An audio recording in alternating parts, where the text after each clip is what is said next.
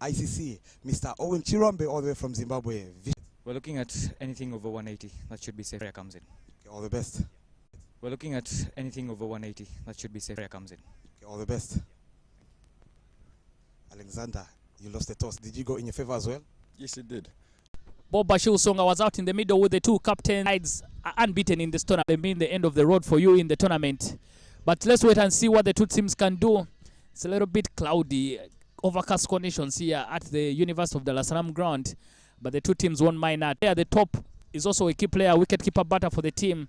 But someone who Morris taking the new ball from the pavilion end. Thank you. Good morning to our lovely viewers across the globe joining us live here at the USD SM cricket ground, right on the money. Straight away again from the younger Morris. Game of cricket. Yeah, very true. No chance of rain. We only had the first day of the tournament being washed out. The clash between Kenya and Tanzania. Points shared for the two of them. Points shared between the two sides. And of course, Uganda and Namibia, points shared as well. That day was going to be an interesting one if both games were supposed to happen, because they were all interesting clashes. But nonetheless, we are here on match day number 4, game number 7. You will make enough ground and you won't be caught out. So good stuff there from Alexander. You don't have to necessarily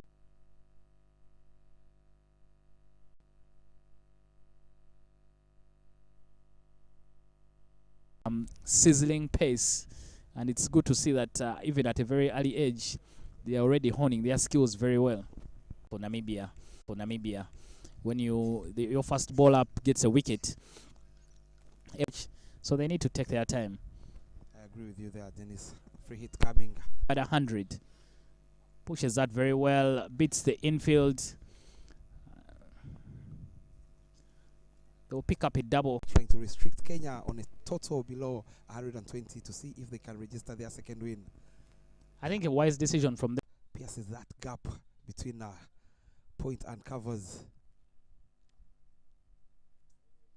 What a way to get to the first boundary is Kenya and Dash Panchani. Full face of the bat.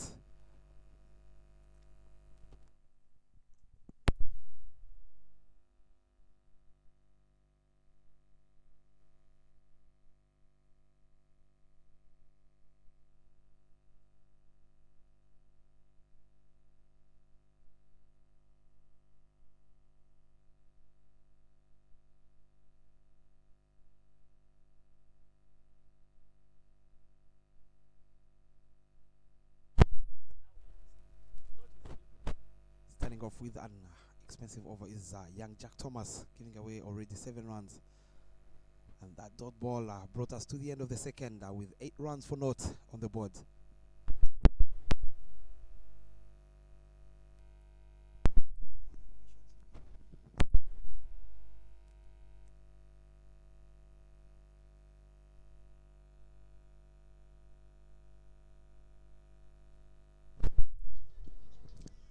Yesterday, Bob, you watched a bit of the Kenyans when they were chasing down 140 that was set by Sierra Leone.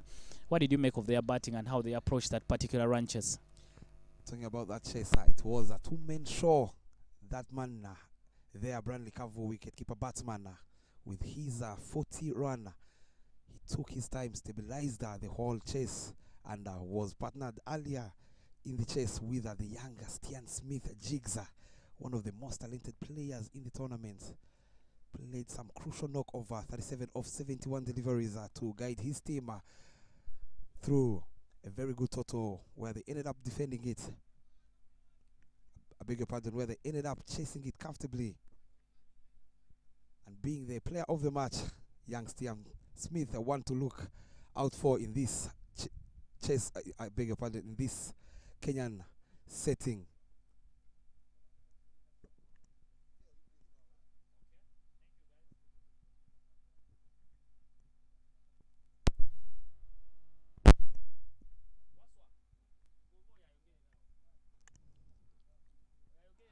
Flashes that straight to the fielder at pointer, and the first wicket has been drawn. It's the young Kariaka. Balls it slightly away from his reach. Throws the kitchen sink at that one and holds out the fielder at point, who juggles a bit and takes it on the second attempt. First wicket down here, Dennis. Brilliant stuff there from Kariata again. Looks like the aggressor for the team is always searching for the wickets. But the shot was on. Unfortunately, Rikavu just does it so well. He only manages to throw his arms at it. Doesn't make a clean connection and goes straight to the fielder at point, who takes a very simple catch, I must say. Kenya lose their first wicket, and the breakthrough coming courtesy of the left-arm seamer, Maurice Kariata.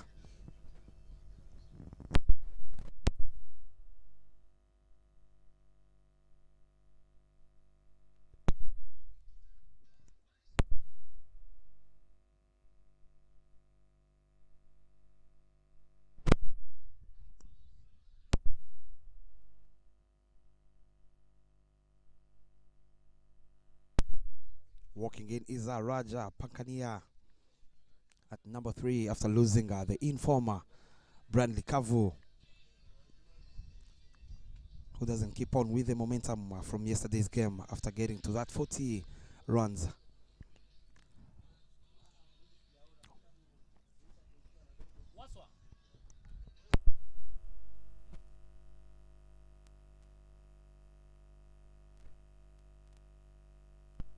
Now the left-hand, right-hand combination. Dennis up front after losing that wicket over the wicket-keeper batsman. We've seen on a couple of occasions this combination giving a very hard time to the fielders. Can they capitalize on that? Yeah, you remember in the game against the Tanzanians, the left-arm, right combination of Johnson Nyambo and the vice-captain Lakish. It was really the only resistance that the Namibians got. They struggled to bowl to the two of them. Hopefully that this can help the Kenyans try and rebuild, put on a very good total. The key thing, maybe what Namibia will be looking at, is trying to restrict them to a very small total and chase it in as quick time as possible. Well played. Fine hands. The ball runs down to third man, to fine leg, and they'll pick up a single. Gets off the mark immediately. Exactly what we were talking about, the left and right hand combination. That was a very good delivery on the right hander. Ball zita into the pads and flicked away by the younger Pankania to get off the mark.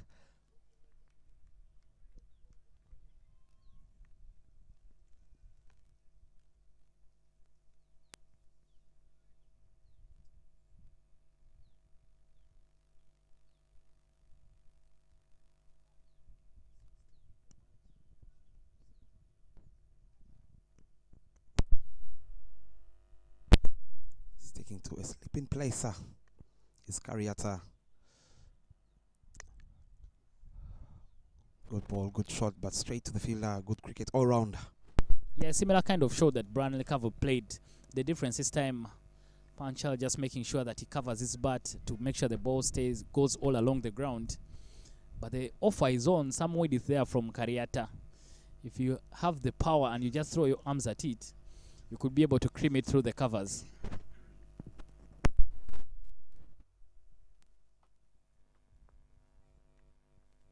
This Kenyan side, after losing that big wicket over Brandley Kavu, this is where they need to stabilize and see if they can build a partnership between these two. Very good bowling yet again from Kariata. Not giving the right-hander any room whatsoever. I don't know if at this level that teams do some bit of homework about who they are going to face and who they are playing against. So you come up with plans to help you be successful. But it could be interesting to just know if teams do that kind of preparation, because of course at the high level they do that, but at this level I'm not so sure if teams do that.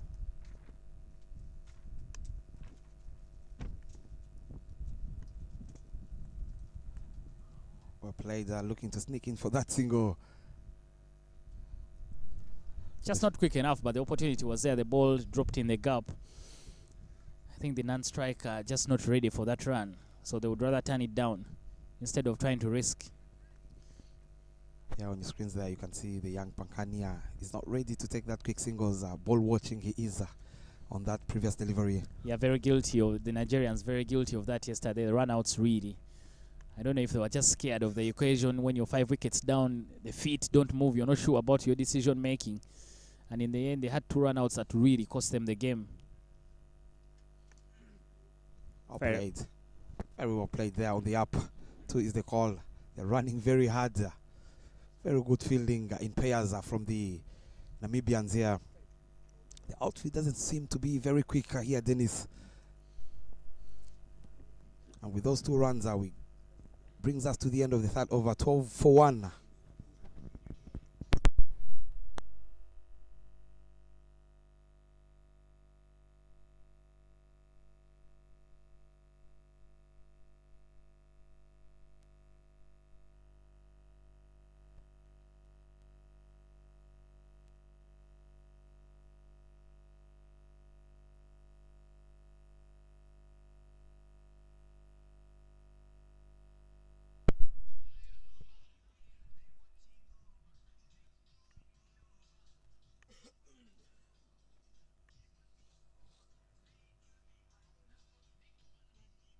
Young Jack Thomas to continue.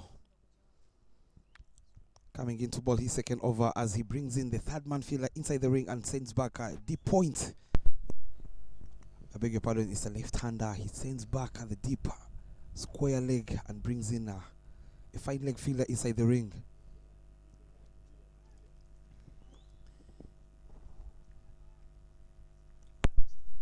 Yeah, you can see some of the field changes there.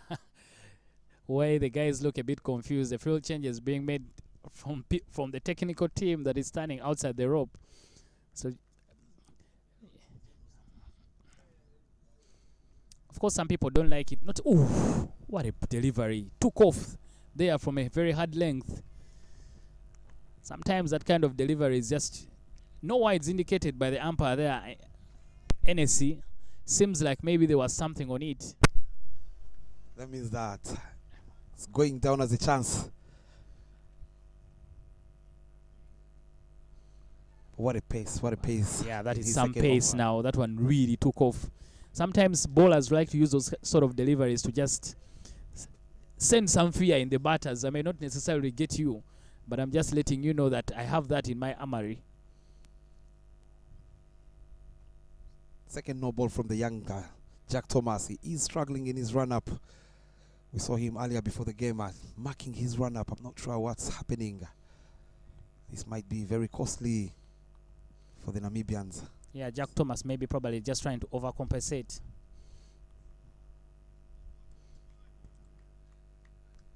Second free hitter.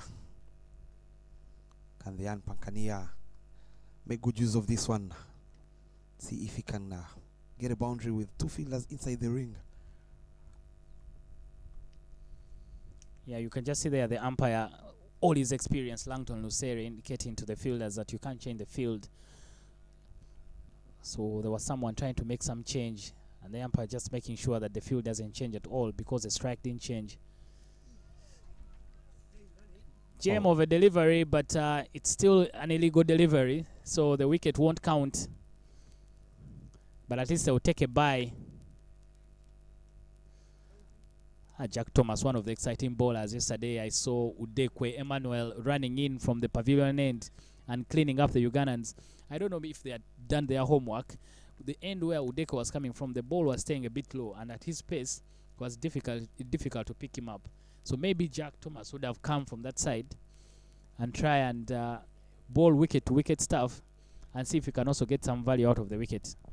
I agree with you 100% there, Dennis. Oh, good shot. Good stop there at point to deny them the 2nd run. But again, very good presence of mind and awareness from these 2 batsmen. It was a free hit. He got bowled, and they knew it was going to take a fielder to come and pluck out the stumps. Very good awareness at the young stage.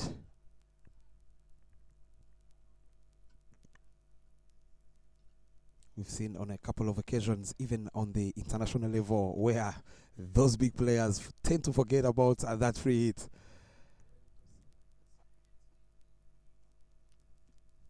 Into the pads. Doesn't get enough connection, but they are very happy to keep on rotating the strike.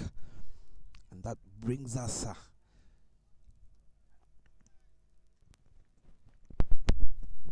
yeah, Bob, you spoke about it, that the left and right combination clearly troubling the bowlers.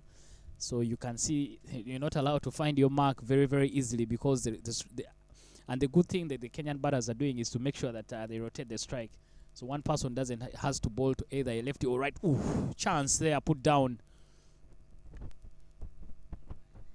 Clumsy by the fielder at third man, allows them to pick up a second. Yeah, Jack there, not a very happy man, because he has to put in a lot of effort, and when you bowl effort balls, you feel like you should be rewarded. Gerard there being the guilty one in the slip, sir. But what a pitch of a delivery. He's getting his line and length and pace is young Jack Thomas.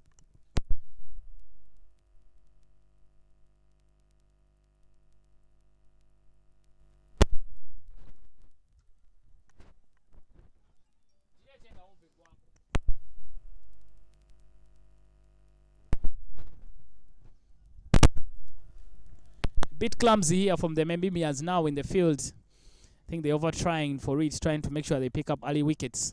That has allowed the Kenyans to pick up a couple of runs. After 4 overs, Kenya is 19 for 1. Yeah, you can see that chance in the previous over of the bowling of Jack Thomas. Opens him up. Oh, wasn't a chance actually. The ball never carried to the field. It just landed in front of Garrett. Picked up 2 runs. Very well played there by the batter. I just made sure I uses soft hands and runs the ball down to third man.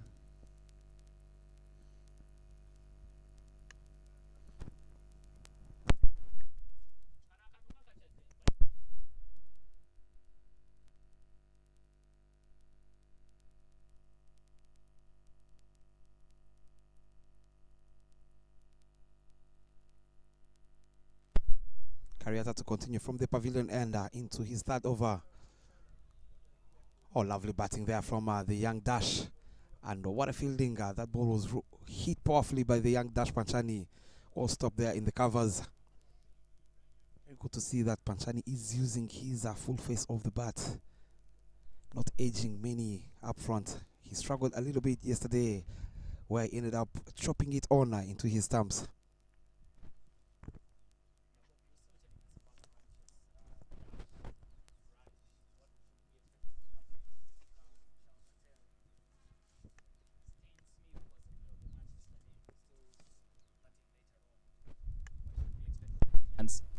We saw a couple of good players in the Kenyan side. They are very good. Raj Pankania himself, Dennis, he looked very solid yesterday. Nonetheless, he ended up chipping his wicket in the process. Well said by the captain at the post-match. They need to capitalize on these opportunities. See if they can make partnerships, something they lacked in yesterday's game. It was only Brian Likavu holding one ender and joined later in the innings by the young Jigs, Stian Smith. All the other middle order batters, they struggled to get to that double-digit mark. Down the leg, wide signaled by Langton Rusere. Yeah, still the struggles are on, like you mentioned. Bowling to the right for a right-hander, that would be a perfect delivery. But for a lefty, it's down the leg side. And I've liked how Dash is playing Panchani. Just making sure he's right on top of the ball and just caresses it into the covers so they pick up a few runs. Very good approach here from the Kenyans for now. They want to dig deep, get stuck in there. They're getting a couple of extras. So you just make sure that you keep nudging the ball around. And if you survive the first hour, then you can make a charge for it later on in the game. Flicked away, but there's protection in the deep. When you look at the batting chart over Kenya yesterday, it was the 40 from Brian Likavu and the 37 from the young Stian Smith. And that man there, the left-hand batter, Pankania, with his 13 runs. Those are the only players who managed to cross that double-digit mark. Something they have to work on in this game. They won the toss, yes. They decided to have a bat first. Why did Stian Smith pick up that Player of the Match award? Was the 37 a game changer? I believe so. They kept on losing wickets on the other end, and he held his nerve, hold one ender, and made sure he rotated the strike. He played according to the situation and made sure he crossed the line for his team with the bat. I would have given it to him. Oh, that might have hit something. We saw a couple of cracks there in the wicket earlier at the toss.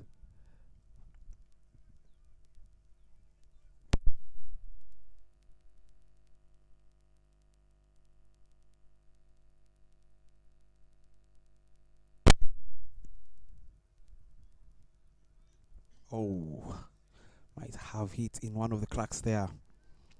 Took off the batsman there. The young Dash was surprised. Luckily enough, he didn't have any outside edge on that one. Plays it straight to point. Very good fielding by the Namibians.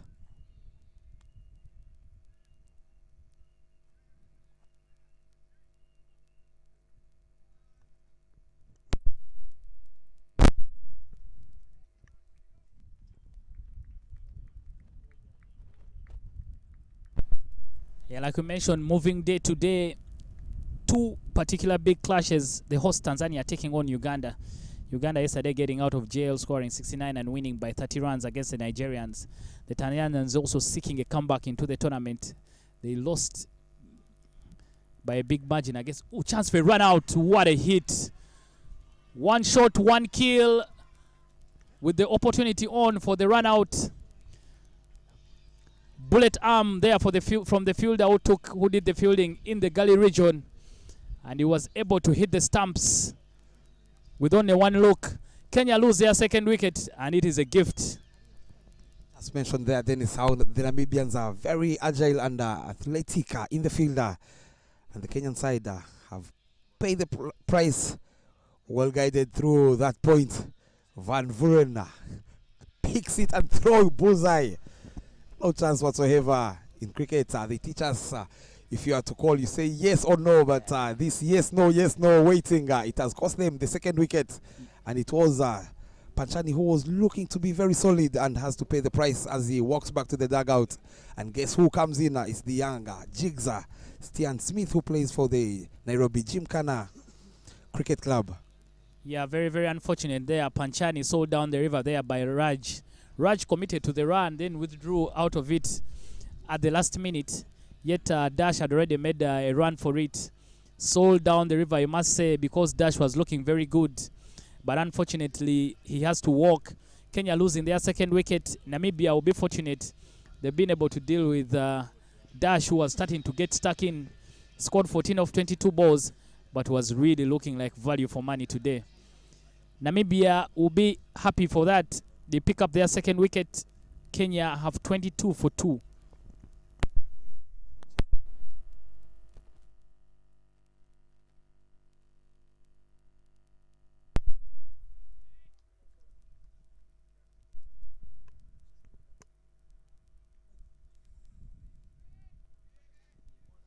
Very good pace there in his start over is young Jack Thomas.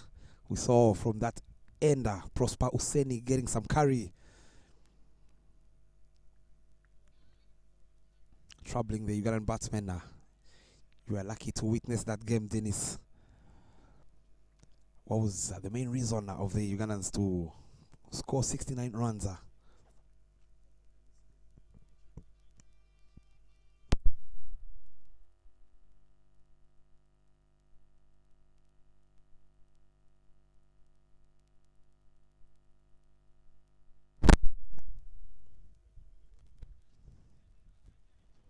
I'll tell you that my junior coach used to tell us that every time you get run out, play it behind square. They'll pick up a single. Very well played. The bowlers have really struggled against a lefty. They haven't bowled anything to him outside off stump. They're always maybe trying to tuck him in, but the ball keeps running down the leg side. I was telling you, Bob, that my junior coach used to tell us that if you get run out, it means you've played for the other team. So run outs were totally unacceptable when we were junior players. For him, he would say, if you run out now, what am I supposed to tell you? Run faster. You would rather get bowled so that you can work on that in the nets. But if you get run out, he would say, you played for the other team.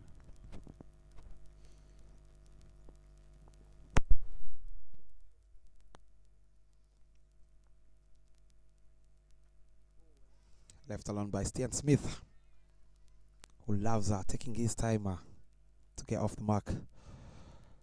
Reading the pitch, as we saw him yesterday. Very composed player he is. Has a very good wrist.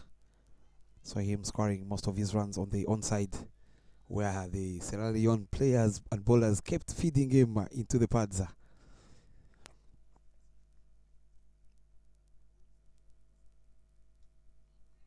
Oh, lovely play there on the back foot. Very good comeback after giving away 7 runs in his first over. Jack Thomas, you can see he has corrected his line and length, bowling some slightly fuller and then hitting the deck hard.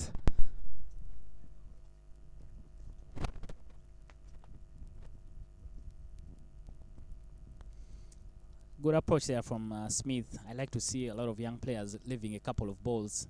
Ooh. Good one there. The slip has been taken out, but that just beat the outside edge from Jack Thomas. One for the future, Jack Thomas.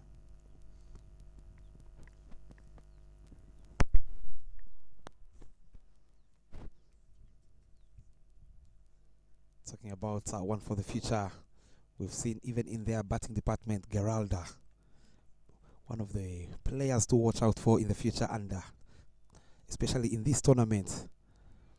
Very good batsman he is. And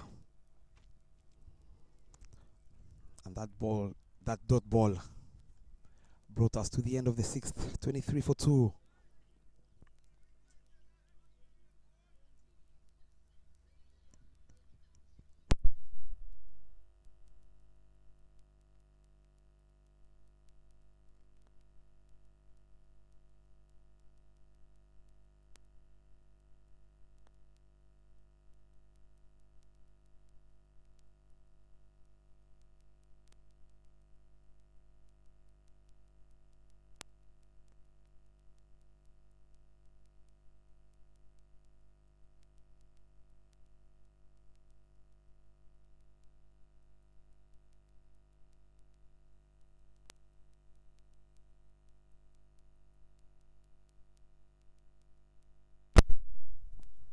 Kariata to continue from the pavilion end. A slip in place. Knocked him over. Unplayable delivery there. What a beauty. Looks to be out over. Answers is Pankania Aiza. He is living with himself. You can see the parents there of the Namibians. Very happy on the feet after picking up that 3rd wicket. What a pitch of delivery there, Dennis, from the young Kariata. I'm telling you, I'm loving the bowling of Kariata. This time, like I told you, Bob, from that end yesterday, the ball was really trying to stay low. So if you bowl something in the stumps, you see the ball going under the bat of Raj. Totally undone there by the ball, by that low bounce, and he gets his rewards. I told you yesterday the ball was staying so low, and because the pace at which Emmanuel Oduke was bowling, he got a lot of wickets just using by that technique. Very good stuff there from Kariata. Kenya lose their 3rd wicket. They are 23 for 3 after 6.1 overs.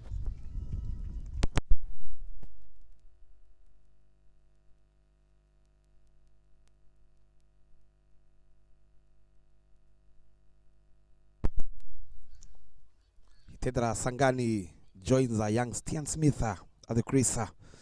Doesn't look like he's starting out to be a very good toss to win for the Kenyans here. They're playing completely different to what the captain asked them to do.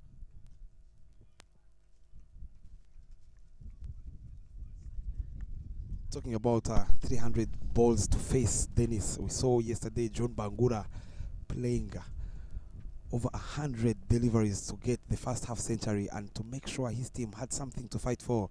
Oh, loud appeal there. The bowlers are interested and the whole field. But the umpire, Langton Rusere, is not interested.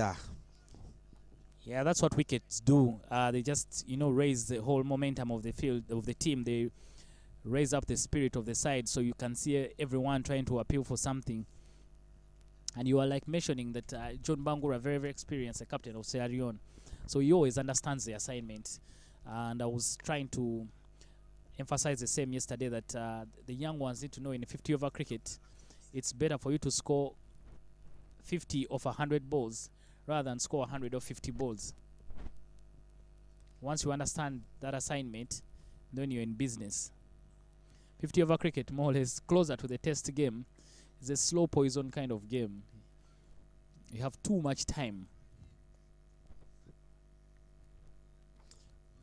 Coming back to that point, Dennis, do you think these young boys having played a lot of T20 games back at home that has been affecting them in this tournament?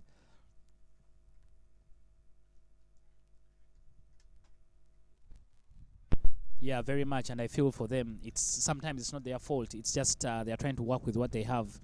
When we played a lot of 50 over cricket in our generation, so it was easy for us to adapt. What a wicket there! Beautiful delivery from Kariata. He picks up his second wicket in the over. Batsman just walking past that one, playing on the up. The ball going under his bat again. Sangani, the guilty party, will have to walk without troubling the scorers. Kenya are now 23 for 4.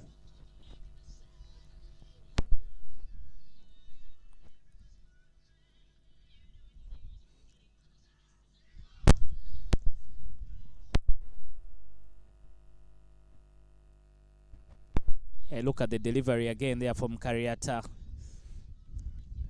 Again in the business, taking out the leg stump there. Beautiful ball from the young man Kariata.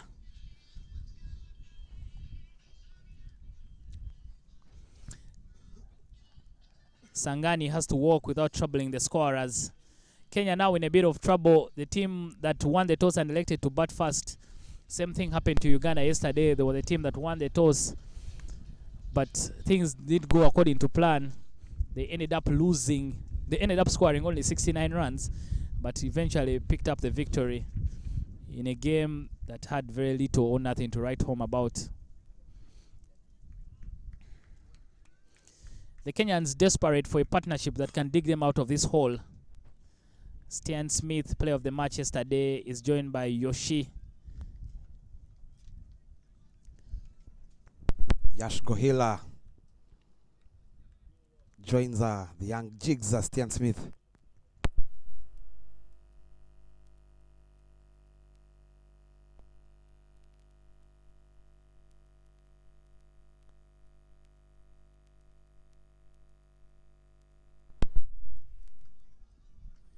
They always say recent bias is very, very important, but I don't know if Yoshi knows that there's a run out that has been effected. Dash had to walk after trying to run down the wicket, and from the same fielder, so he needs to be very, very careful. But again, Dennis, here, I'm not sure why they're in a hurry. After only 7 overs, already 4 wickets down with 23 runs on board. This is turning out to be another low-scoring game here.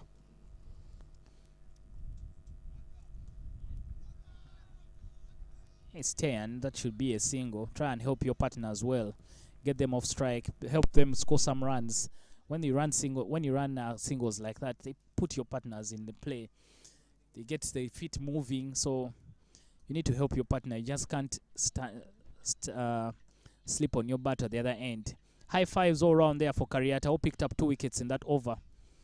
He's picked 3 wickets for 8 runs. And see there, Kariata. Those are his 3 wickets. The first one, Brian Rekavu, just reaching for the ball, doesn't make good connection. Pops a simple catch there in. Oh, that one staying very low. On Raj, who had to walk. But the next one, I think the 3rd wicket was the best. You can see there the parents for some of the fans for the Namibian team, parents for the players. You can see that one, the 3rd wicket. We'll play it a bit later, but the 3rd wicket there from Kariata, I think the best of them all. Beautiful ball dipping in on the bat and takes out the leg stump. Beautiful stuff there from the youngster. In the win against Tanzania, he didn't pick so many wickets, but his aggression from one end created enough pressure for Jack Thomas to pick up the wickets from the other. Those 2 boys bowled very well in tandem. Quite the opening bowling partnership, something we saw yesterday from Prosper Utseni and Emmanuel Udekwe. Banged it in short, tries to play it over covers and misses it. Is young Stian Smith Very good effort ball there from young Jack Thomas.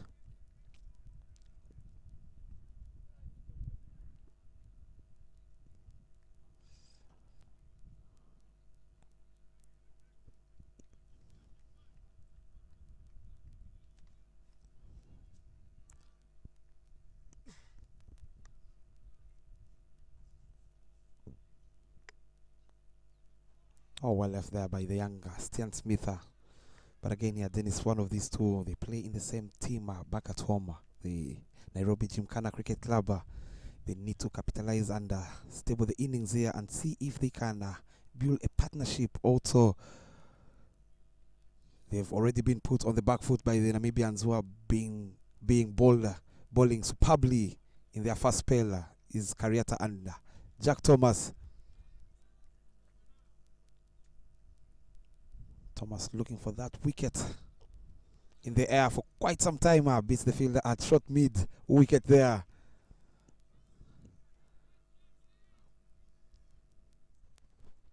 Letting the bottom hand play some part in that flick is Stian Smith, caught up in two minds.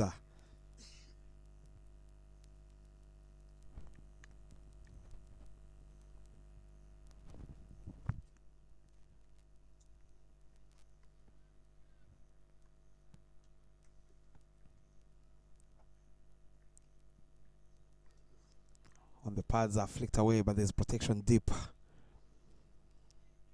Stian Smith is ready to get off the mark after facing 9 deliveries. That shows you how very good these bowlers are bowling their first spells. Not giving any room whatsoever, bowling some tight lines, 3/4 line, and bowling some full ones from Kariata, which have been assisted by a lot of movement. There's a lot of breeze here at the University Cricket Ground here. Yes, there's a bit of a breeze. Not so much, I think, but at least there's enough to help.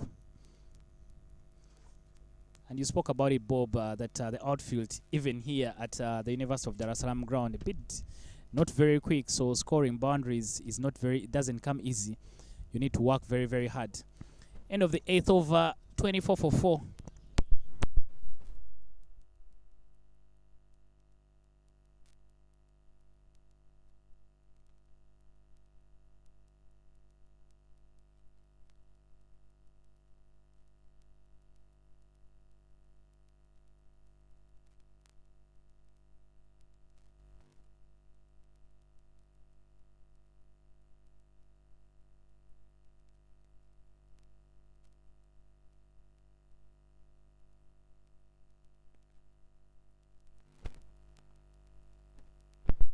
And of course, there's a change in the comms box. Bob Bashilsonga takes a break, and I'm joined by Dylan, a local boy, to tell us about the game.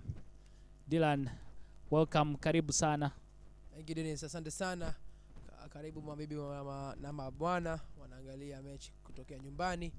Tupo hapa Dar es Salaam University Grounds of Dar es Salaam Cricket Grounds. Hapa tumekuja pamoja kuangalia mechi hiyo ya Kenya na Namibia. Sasa hivi imeanza vizuri sana kwa Namibia, wamechukua wicket 4 tayari.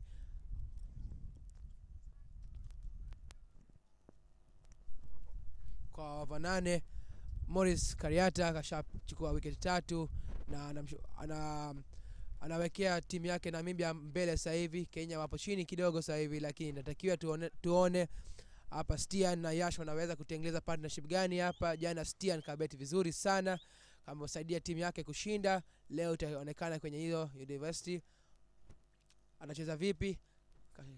Hizo kapata outside edge to third man, kapata run nyingine, amekuja kwenye strike. Yash go hill, atakiwa bado hajatokea strike, lakini pia batsman nzuri sana Dennis. He can bat very well, Yash as well as Stian, so the partnership here will be very key between the two. Yeah, very true. I think Kenya are really desperate for a partnership that can dig them out of the hole. I don't know what they've been very low scores here at the University of Dar es Salaam ground. Only 69 plus 39 runs yesterday, only 108 in that match. And of course in the first game That's what happens when you're not. You've lost a couple of wickets. You're not sure about the calls, so you don't want to make any more mistakes. But it's not a bad thing. We are just in the 8th over, so there's a lot of time to go in the overs. But very few runs have been scored at this particular ground. You're a local person, you understand these conditions much better. Do you think there are demons in the wicket, or it's just a case of batsman deficiency? If you ask me, ukiniuliza mimi, pitch ni sawa. Hata tunaona vizuri leo, pitch inadunda vizuri, the pitch is bouncing well, everything playing around. It's just the batsmen. The batsmen hawachukui responsibility vizuri. They're not taking the pitch to how it is. The ball is bouncing well. They just need to play it out smartly. It's kama umesema over 50 pira 300, wasitakiwa wa rush kwenye bet, watakiwa subiri, take their time, they be patient and play the ball out, as well as the bowlers. Morris Kariata bowling really well, so watakie wa take their time to play him out and cheza naye. Usijiforce, don't force yourself to try and find runs early on if the ball is not coming on very well. But then I don't feel there's a problem with the pitch. I feel it's the batsmen who need to play up to their standards in their game. Yeah, I'm going to talk to one of the coaches to get you some pads, and we'll see you out there in the middle, because from where we are, it looks very easy. Maybe a different case when you go out there in the middle. Well played there, just caressed into the covers. They'll pick up a single. The runs now have dried up a little bit for the Kenyans. Namibia strengthening the chokehold, just making sure that they don't give away any more freebies. Kenya started really very well. They were trying to get stuck in, but once the wickets started coming, Kariata has been the enforcer of things. Morris Gerhard Kariata, 3 for 9 after 4.4. He's bowled brilliantly. Jack Thomas yet to get a wicket, but he has also been a good support cast, giving away 15 from 4 overs. But the two of them have done very, very well. Good play. Well played there by Stian Smith. Has 2 of 11 runs. Patience is the name of the game. Yeah, like you were saying, I think the main wicket over here has been Dash Panchani, who got out, run out, and that's changed the course of the events. Game imebadilika kwamba Dash Panchani katoka na run out, though imebadilisha game nzima because he was looking very solid. Darshan and Raj were building a brilliant partnership, playing out on the other strengths and weaknesses. But just after Dash's wicket, it looks like Kenya is slowly crumbling. But it'll be good to see Stian and Yash build a partnership from here. After 9 overs, Ishna Sita, wicket in it.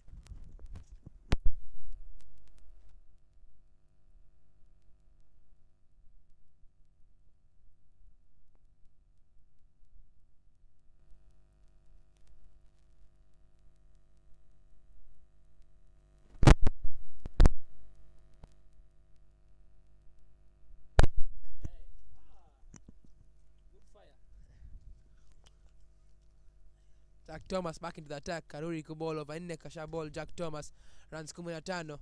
Ameipa la sasa hivi, lakini ball yake imekuwa line and length, imekuwa hatari sana.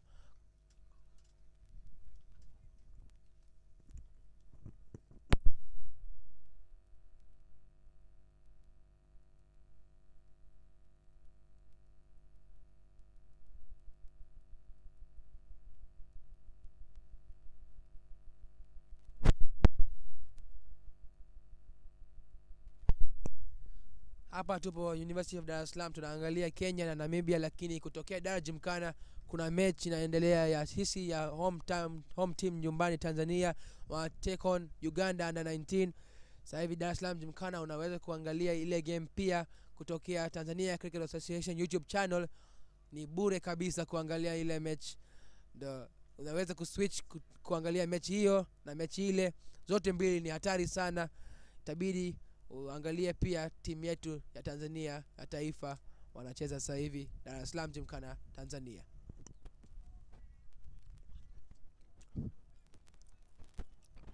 Talking about Thomas, it's his pace in the line and length that's building pressure to help him get the wickets for his partner Kariaka.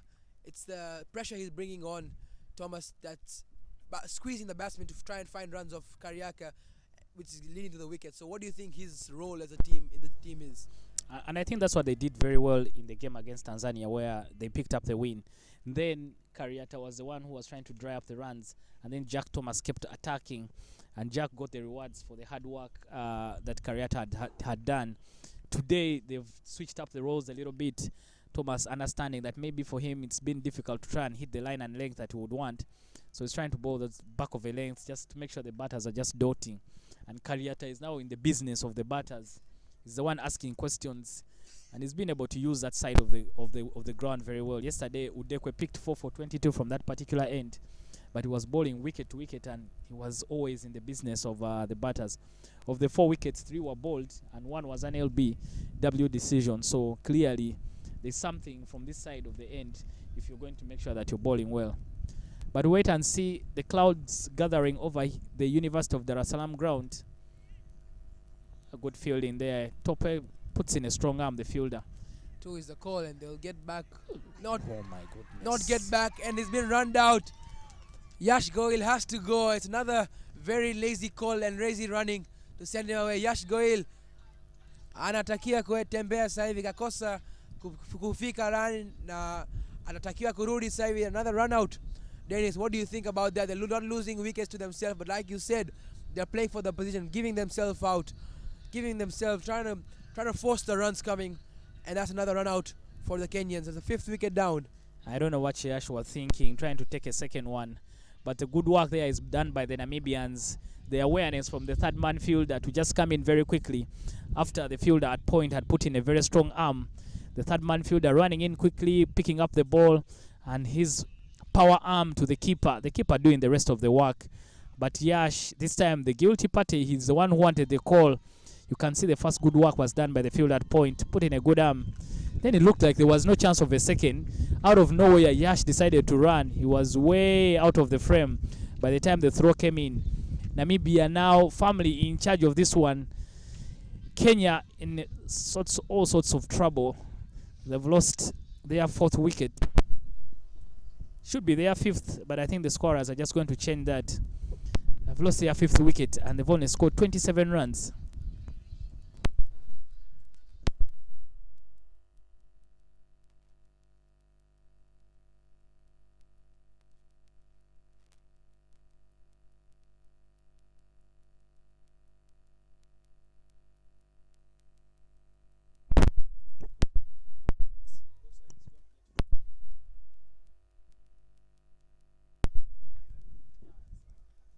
The end of Yash's innings has brought to the captain, Vishal Patel, who stayed there with Stian yesterday.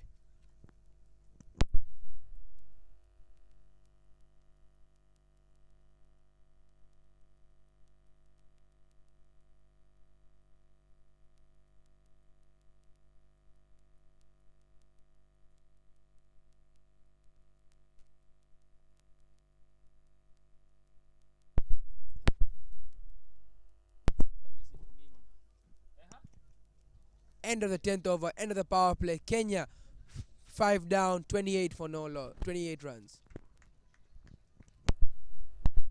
Yeah, look at the wickets for now. The 5 wickets that have been able to fall so far. Kariata, the enforcer, that's the first one. Brian Recover just reaching for the ball, pops it for the fielder in gully.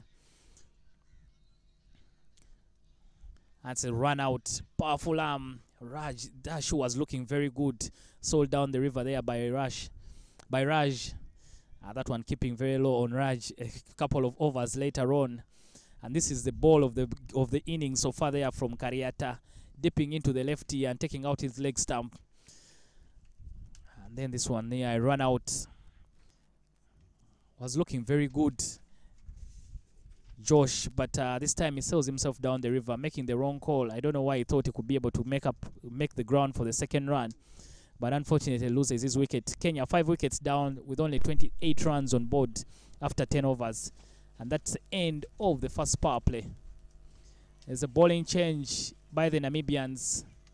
Van Vuren comes into the attack from the pavilion end to replace Kariata. I'm wondering why the change was enforced. Not necessary. Kariata was doing very well. Keep him in the attack and then you keep the team on pressure. But the Namibians deciding to make a change, maybe to give Kariata a rest. There will also be a change in the commentary box. Dylan will be taking over things with Omari Kitunda, wicketkeeper batter for the Tanzania national team.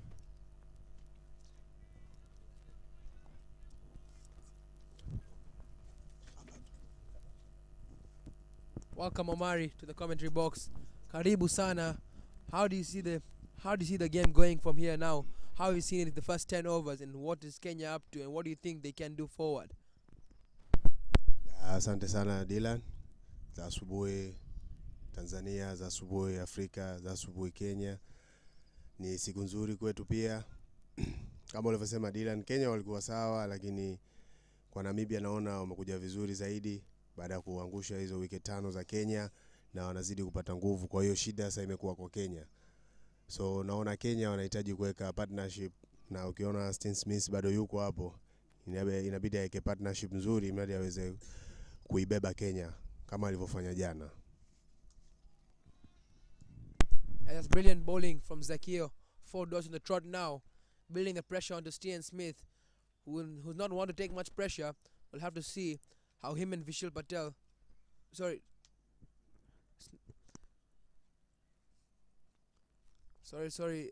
our apologies, my apologies, not the Vishal Patel, the captain who's in. It's Vaibhav Naresh, medium pace bowler, right arm batsman, not Vishal Patel. My apology once again, Vaibhav Naresh.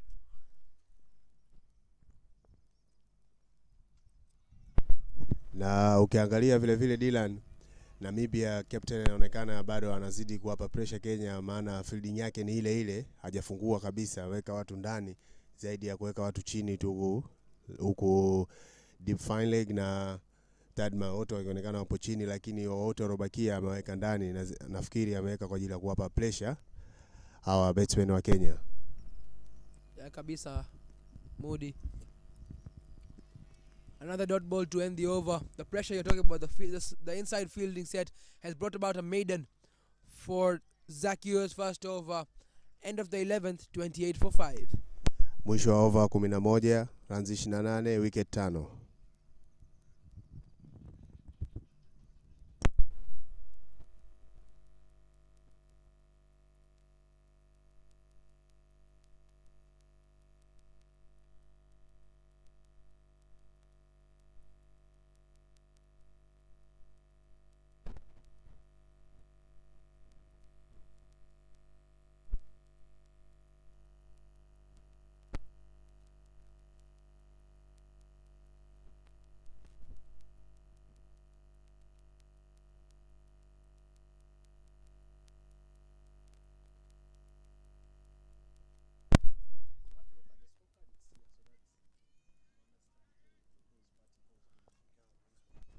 Mohamed Omari, new bowler into the attack from the other end as well. Gerhard, right arm medium pacer, with the keeper standing up. Right arm spinner,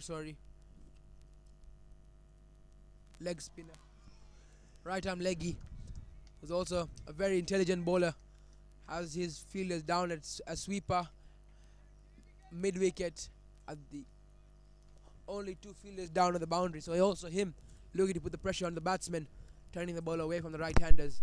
Weber will need to do a good job to try and play him out. Left again by Weber. Good turn there from Gerhard. Moody, what do you think about the bowler Gerhard?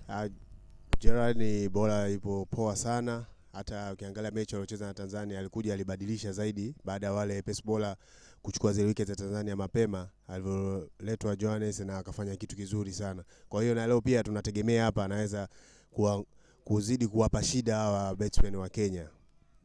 Straight to the hands of point. Another dot ball from Gerhard. Looks like Weber is finding some trouble playing him out.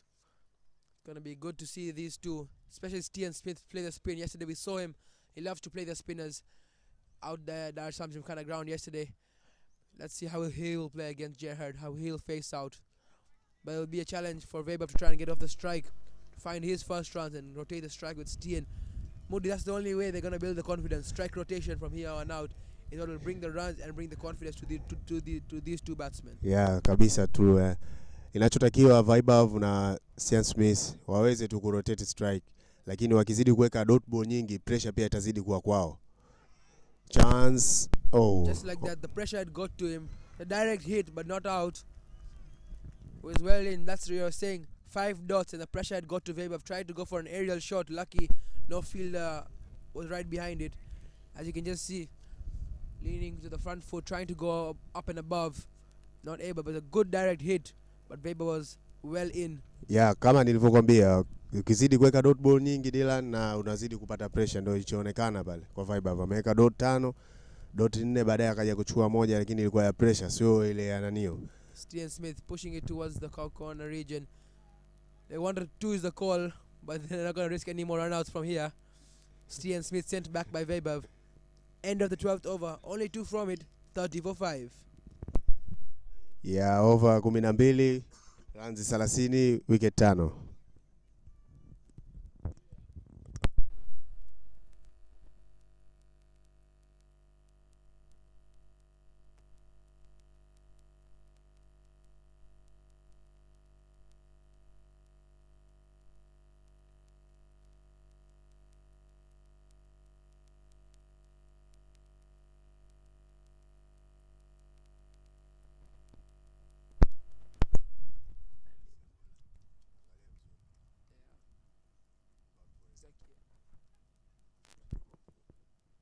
Back to the attack. Zakio to ball his right arm medium pace. Also another very smart bowler. Na pia nimependa kwa Vanvure anachokifanya, anatupa kwenye stump line, stump to stump, ni kitu kizuri pia. So hiyo inampa batsman wakati mgumu, inabidi aweze kuhakikisha kila mpira unaingia kwenye beti yake. Yeah, Zakio bowler made in the first one. The pressure is on both these batsmen, Stian and Weber. Oh, lucky to get the inside edge for a single. No, never mind. Sent back. Another dot ball to build the pressure.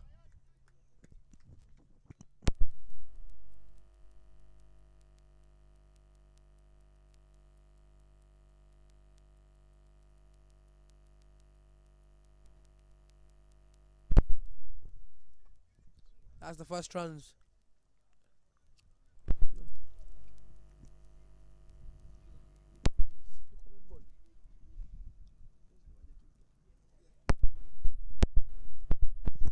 Oh, chance. Up in the air, full toss. Played half-heartedly by Weber. Lucky to get away with it. Good sliding stop there to settle for 2 runs, Weber and Stian. Yeah, Stian na Weber wamefanikiwa kupata run 2. Yeah, ni kitu kizuri tunachoona wanavorotate strike, hiyo ndio inavyotakiwa. Kwa hiyo nafikiri pressure itazidi kupungua kidogo kidogo kwa upande wa Kenya. Very true, Muhammad Amari. Very true. The runs that keep flowing will be good for them.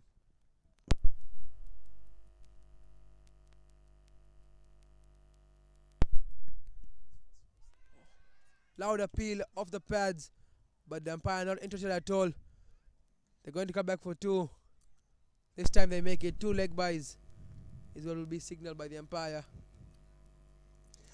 Lakini Dylan nachoona Stian Smith inabidi awe makini pia kwa hizo runs wanavyokimbia, inabidi awe makini sana kwa sababu washapoteza run out 2 za kijinga tuseme, manake haitakiwi tena onekane wakirudia tena kitu kile kile. Yeah, I'm sure they won't get food if they get another run out today. The coach will be very unhappy with the 3 run outs if they get another one. He's already unhappy with the 2 back in the dugout. Have to see another appeal on the pads. It's Into the chance for run out as well. Doesn't hit the stumps.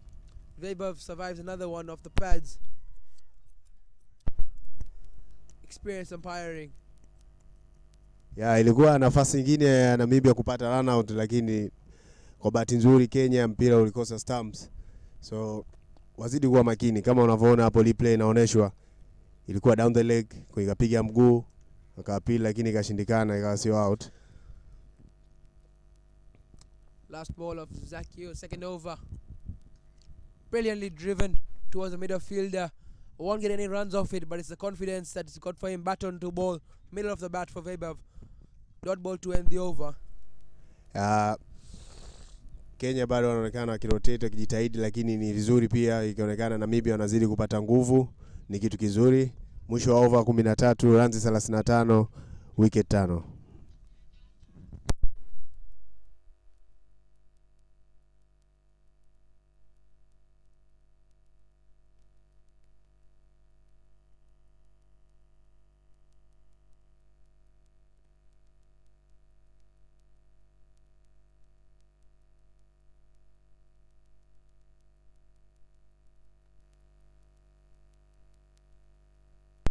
back into the attack. Gerrard, talking about Gerrard, for a spinner, he runs out from very far out, gets the pace and the turn he needs to.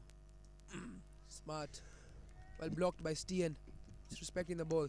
Yeah, Stien respect, lakini mpira ilitupwa nzima kabisa ambapo angeweza hata kusukuma kwa run moja, lakini labda kidogo ana ile pressure, lakini ni batsman mzuri pia Stien Smith. So tutegemee kitu kizuri zaidi. Yeah, you're right. That's one thing that needs to be worked on. The bad balls need to be punished, or at least for a double or a single. Playing dot balls onto a bad ball will only build the pressure onto the batsman. The half volleys need to be put away for as many as they can get. Yeah, kabisa Dylan. Lakini inaonekana Gerrard ana plani yake vizuri, maana anatupa nzima, anaweka fupi, anatupa nzima. That's a good ball from Gerrard. All missed by Stien. Not seen the turn. Gerrard is very happy. The players are all impressed. The keeper as well. Very good bowling from Gerrard, getting a leg spin turn. Mohamed Omari, I have a question for you. As a spinner having a long run up, how would it help for Gerrard? Yeah, nafikiri Gerrard amechukua run up ndefu. Kitu kingine namsaidia, tani atapata nzima na pia na speed, anategemea ile speed yake itakuwa nzuri, ndio maana unaona anachukua run up ndefu. Lakini kwa pitch hapa naona replay inaonyesha hapo, ilikuwa mpira nzuri sana kwa Gerrard. Bahati yake Stien Smith ameweza kukosa hadi stamp pia ikakosekana. And with the slip in, it brings more pressure to the batsman. I'm trying to find the outside edge. Played on the back foot. No ball signaled by the umpire. They will come back for 2. This time comfortably. 2 runs on the back foot of Stien Smith. And it's a free hit as well for him. So this might be a chance for him to get ticking once again. To try and find some runs off this free hit ball. Yeah, kabisa. Hiyo ni mpira wa bure ameweza kupata. So nategemea Stien Smith anaweza akatafutia boundary, maana yake boundary imekosekana kwa muda mrefu sana kwa upande wa Kenya. Yeah, the only 2 fielders out on the boundary. Stien Smith can try and go for a biggie here. Short, he goes for it. Straight to the fielder. Luckily, it's a no ball, so he'll only pick up a single there. That should have been put away much better. But he'll only get a single off the no ball. Lucky to get away with that. Yeah, alijaribu kwenda juu ya fielder, lakini nahisi alitime vibaya, lakini bahati yake ilikuwa ni free hit, ndio maana hakuweza kutoka nje.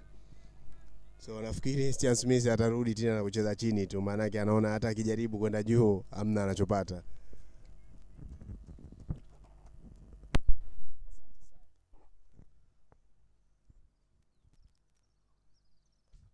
Left by Weber. Another very good ball to end his over. Gerrard with another dot. Only 4 runs coming off it. It's 39 for 5 after 14.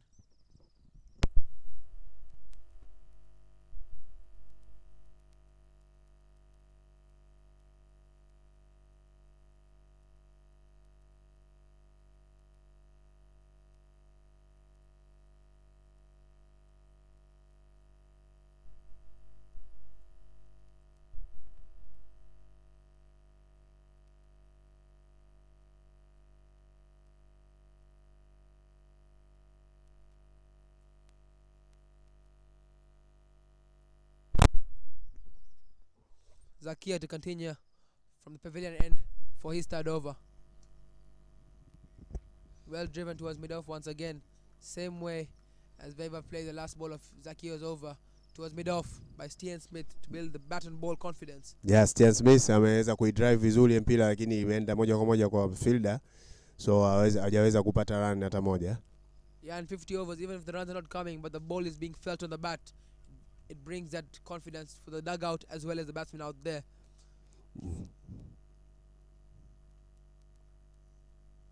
Well bowled by Zakia. Goes for the dugout, the Yoka to Stien, but well watched by Stien to keep it away. Yeah, Stien anaonekana hana wasiwasi. Yeah, ni pia ni nzuri kwa batsman, lakini utakiwi tena kurelax zaidi hapo. Lakini Stien anaonekana hana wasiwasi, yupo vizuri, anaona mpira vizuri, inaingia kwenye bet. So ni kitu poa sana kuona player kama anafanya kitu kama hicho. Flicked away. Straight to the fielder though. Another dot ball. Even though there are good shots, they're getting dot balls of it. That's the attacking field that's helping Namibia to restrict the runs. But at least Kenya doing something right, getting the bat onto the ball, getting them towards the 30 yards. Yeah, kama nilivyokuambia, Stian ni baseman mzuri na pia limeonesha hapo mpira mbovu pia inapigwa, lakini kwa bahati mbaya aziendi kwenye gap, so atajitahidi kutafuta gap ili aweze kupata mikimbio yake mingi. Once again, staying a bit low this time, but Stian getting his bat to it. Mohamed Omari as a national team experienced player, as well as a player who plays in his club, who's played many 50 overs games. What do you think the approach should be for these two batsmen out there?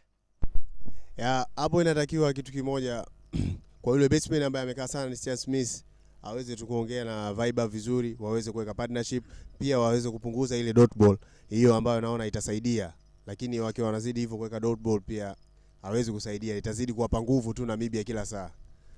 You've heard it from him saying that they should try and talk to each other, try and reduce the dot balls, try and rotate the strike and to release the pressure of one another. As long as one of them is scoring, the other one will be of less pressure, knowing that their partner is there for them.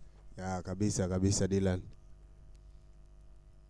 Ya, wanaonekana Namibia bado wana nguvu, wakizidi kusupport yule bola wao na anafanya vizuri, anatupa kwenye stump kila mpira.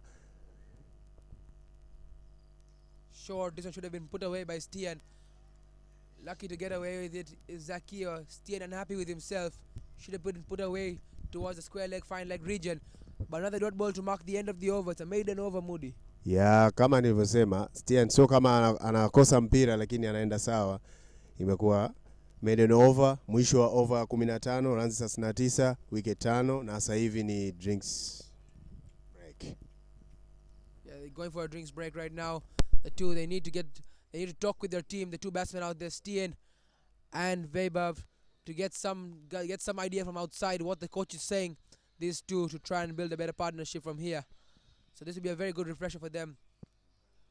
Out here, University of Dar es Salaam builds skyscrapers. Brian Likavu the first to go on a duck. Darsh Panchani was looking very good, scoring 14 runs, but unluckily got out to a run out. Raj Pankanya, ball staying low and getting out for 4. Stian Smith still there, played 33 balls at 7. He's looking quite good. Hitendra Sangani getting out to a very, very good ball by Karyata. Yash Gohil messing up with another run out as well.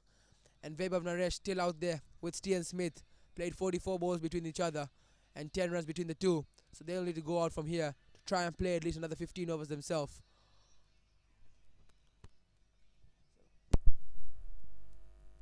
Karyata, the pick of the bowlers, 3 wickets in his 5 overs for only 10 runs.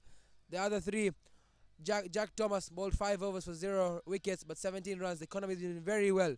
Zakio, 2 maidens in his spell so far, 3 overs for only 3 runs. And Gerhard, who's only bowled 2 so far, the leg spinner, giving 6 runs away. Only 9 extras conceded by Namibia so far.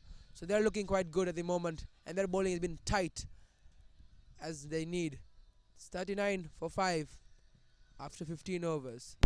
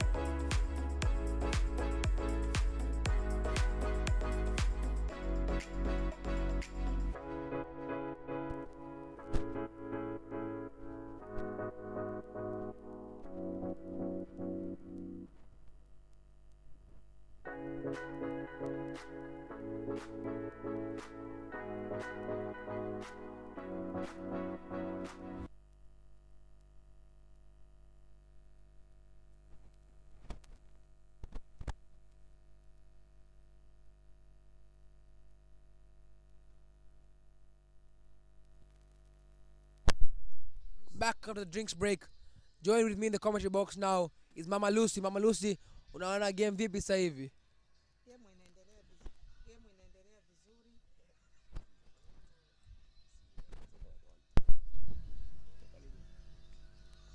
vizuri. Asante Dylan. Game naiona inaendelea vizuri kabisa. Wachezaji wote wana moral. Kila mmoja anatetea nchi yake. Kwa sababu wametumwa kuja kufanya kazi. Nina imani kubwa wanafanya kazi nzuri. Mama Lucy, wewe upo experience umpire, umewahi kuwa pale nje. Unaonekana vipi? Namibia bowling yake inaenda vipi? Namibia wana boli vizuri sana. Na lengo la kila bowler akienda kuboli, lengo lake kubwa ni kuchukua wickets na kustop runs. Asante sana. Gerhard back into the attack now for his third over. Trying to cut away, pushed at the back foot by Vaibhav towards the point field, and no runs taken there. They don't want another run out.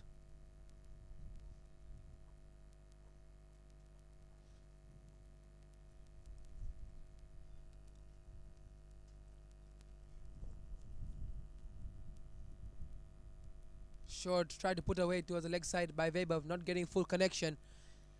There's the pace that's just got to him a bit. Amepiga shoti lakini haikuzaa matunda. Mzuiaji amezuia ule mpira, kwa hiyo imeonekana ni dot.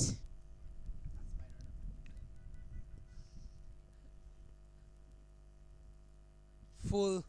This was a bit full. Should have tried to go for it. This was the ball to go for Vaibhav towards the sweeper field to try and pick up a single, but left alone once again. Another dot ball onto Gerard's name. Mpigaji anapata chance ya kuchagua mipira ya hatari anaiacha kama alivyouacha huo. Another full one, very well fielded. Stopped a certain double or so. Brilliant fielding, diving to his left. Gerard must be very happy with that. The fielder supporting him. That's what's needed. Not only the bowlers need to do a good job, but as we can see here, the fielders do one as well. Diving to his left, going onto the ground to stop the ball. Mzuiaji amezuia vizuri kabisa. Kwa hiyo run haikupatikana.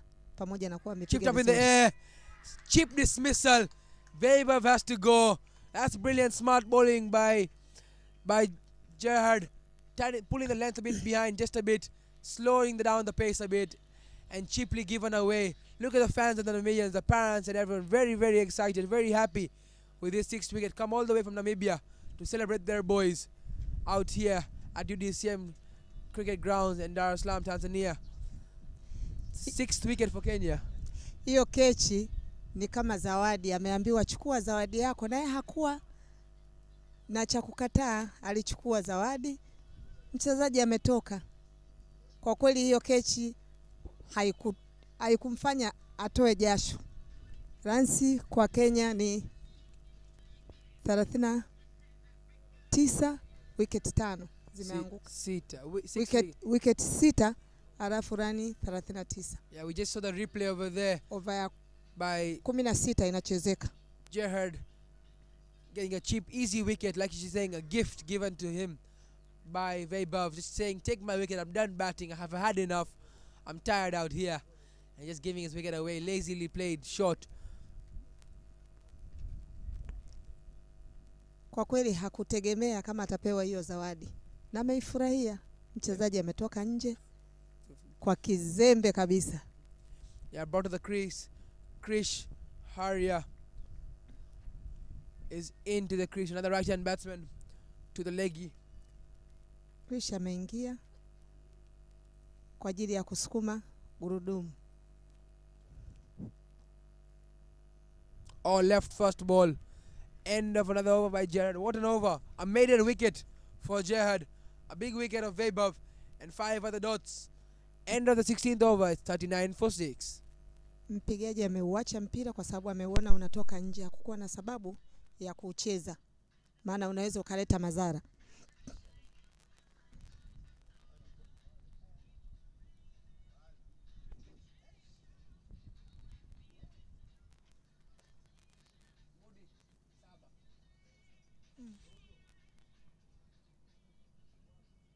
Nani ngapi?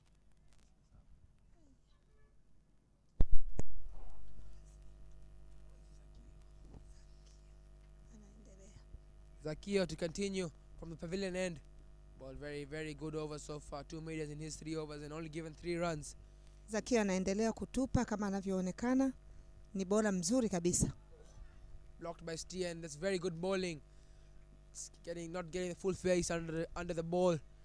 It's played towards point for another dot ball. But this is how Stien played yesterday. It's how he played yesterday.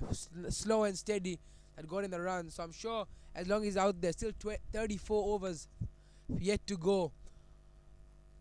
Yet to go for Stien and the Kenyans. So he will be the main man from here on out for the Kenyans to get to a decent total. If he's out there, they can do wonders out there. Stien Smith. Zakia anaendelea kurusha, lakini hiyo imekuwa ni dead ball kwa sababu hakurelease mpira.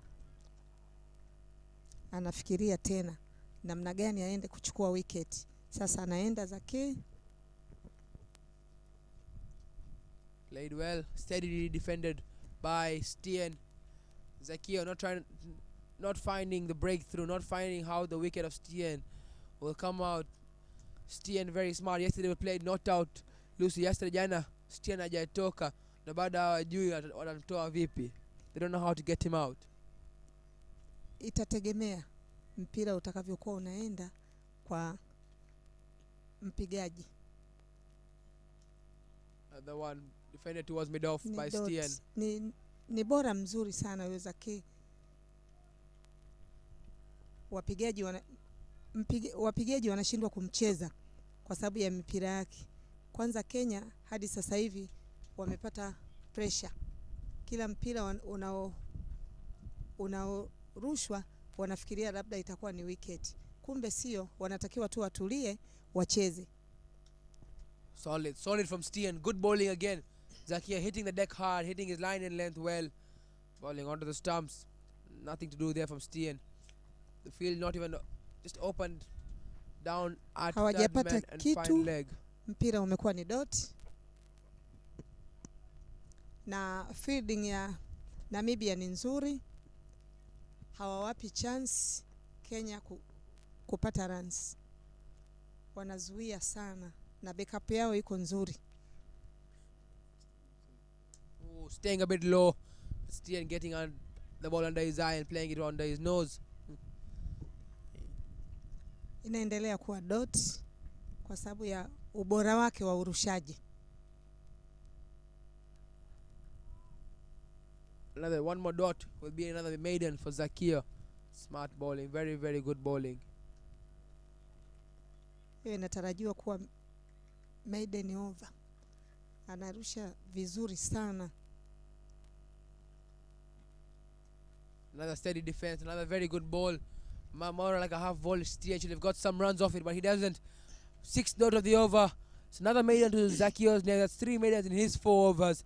39 for 6 after 17. Hiyo ni maiden tena over. Hawajapata kitu Kenya. Sijui kwa sababu ya pressure. Wanatakiwa watoe pressure wacheze. Kuanguka kwa wicket mfululizo sio ndo kushindwa. Jana Uganda zilianguka wicket mfululizo lakini bado walifanya kitu. Kikubwa kinachotakiwa wajiamini, wacheze, waondoe uoga, wanaweza kucheza vizuri sana na wakapata ushindi. Gerhard fresh of a wicket in the last over. Back into the attack. Solid, good lunging forward by Krish Haria. Amerusha, imekuwa ni dot. Kwanza wazuiaji wamesogezwa karibu sana kwa ajili ya kuweka pressure kwa timu ya Kenya. Kiasi kwamba Kenya wanakuwa waoga. Brilliant, getting the outside edge towards the field at hiyo dot tena. Na wanaporusha wanakuwa wanajiamini. Yani hawana wasiwasi, wana uhakika na kile wanachokifanya kwa ajili ya kuwanyima chance ya kupata mikimbio.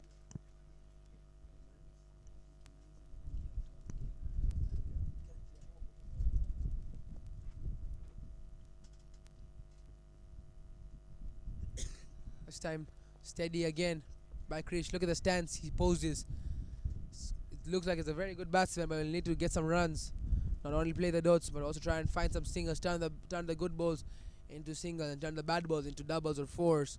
It's what will be needed. Conversions of the bad balls and good balls will be what will be needed from Krish Harry and Stian Smith and the Kenyans. Again, steady. Fielder all in. Wote wazuiaji wapo ndani. Wazuiaji wako ndani, yani kuonyesha kuwa hawataki Kenya wapate mikimbio. Wako makini.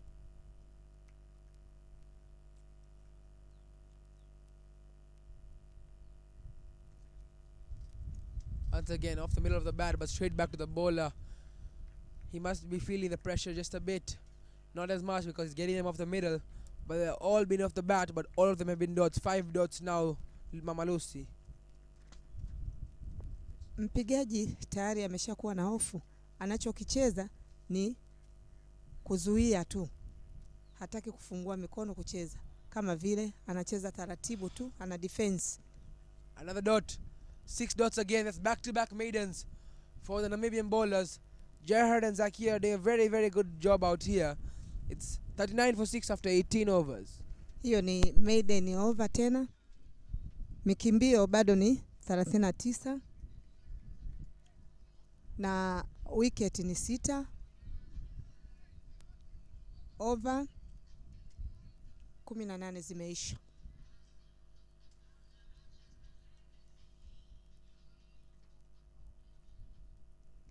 Bado wazuiaji wako ndani kwa ajili ya kuwapa pressure Kenya. Kenya wameingia uoga. Gerhard back into the attack now. Steaming in. Oh, very good shot by Stian. Pushed away off his pads. And this looks... The chase is on. It's a brilliant stop. Brilliant effort. Diving to stop the boundary. Saves a run for his team. They get back for 3, but it's very, very good fielding effort. Sprinting to the boundary and saving a run for the Namibians. The bowlers very impressed. Wazuiaji mzuiaji amekimbilia mpira, lakini watu wote tulijua unatoka boundary yani 4, lakini amejituma, hakukata tamaa, akaokoa runs 4, akarudisha mpira ndani. Kwa hiyo ni good fielding.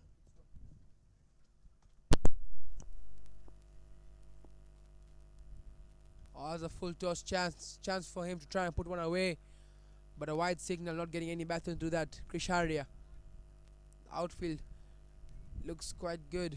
First day it was rained out, so it's not as good as it's up to its mark, but it is not too bad. Hiyo imekuwa dot tena. Just see Stian bouncing a bit low, playing it towards his leg side. Ball racing away before the fielder came into the chase and stopped it from going to the boundary. That's very good fielding. Blocked again now. Back to the bowler. Imekuwa dot tena kwa sababu wana uhakika na kile wanachokifanya. Mipira wanaitupa kwenye stamp tu, hawa papasi macho. Wanarusha good lens.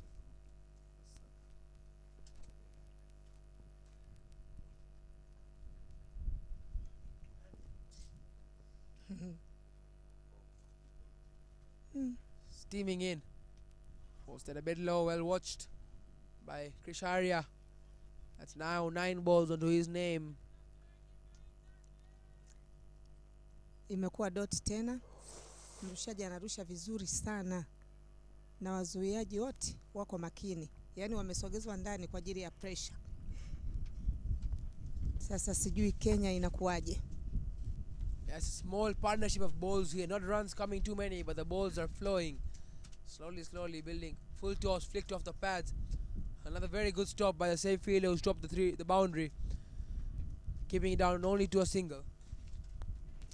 Wamepata mkimbio mmoja, lakini bado mzuiaji ameuzuia yani kwa kujitoa. Amejituma sana. One of the best overs they've had in a while, Kenya. 5 runs off it already in the first 4 balls. Stian Smith to face Zakia. Steaming in from the pavilion end. Once again off the pads, really well played towards the square leg region. This one looks like it's gonna be cut out by the fine leg fielder, number 5 De Villiers, but there are very, very good short intentions from Steen. Just easily dabbing it, playing it away towards the square leg region to pick up another double to his name. There's a pair of runs. Wana spidi nzuri sana ya kukimbia ili kuokoa zile mikimbio minne. Wanajituma hata kama akiwa mbali hakati tamaa. Kwa hiyo kwa wachezaji inatakiwa yani usikate tamaa, hata kama unaona kabisa huu utatoka, lakini ongeza spidi, unaweza kufanya kitu. Driven down towards the middle fielder, getting it off the middle of the bat again. It's the end of the 19th over. 7 runs coming off it. Over imeisha. 46 for 6 after 19.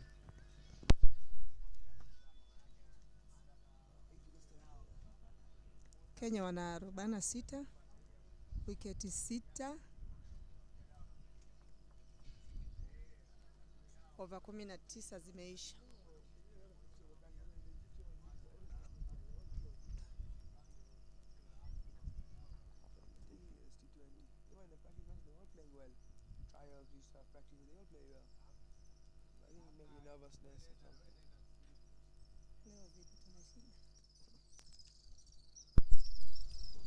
Gerhard back into the attack. Short ball, almost given away his wicket there. Lucky just fell short of the fielder at short mid-on. Short mid-wicket, my bad. Amepiga shoti lakini haikuzaa matunda. Mrushaji hodari kabisa, anaendelea kurusha kama anavyoonekana. Up in the air. There's an appeal, a massive appeal.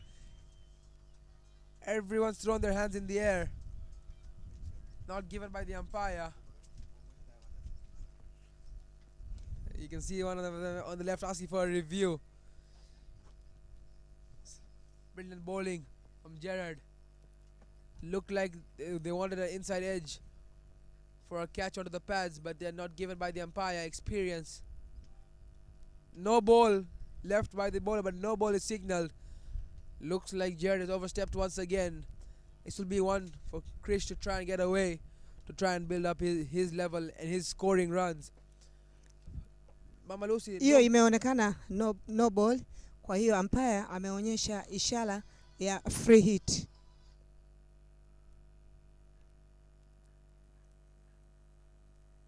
He goes for it over the mid-on fielder. There's no one there. There is a fielder coming around it to pick up a single. Good fielding there. Mama Lucy Amepiga mkimbio, wamepata mmoja. Wazuiaji wamekimbia wakazuia.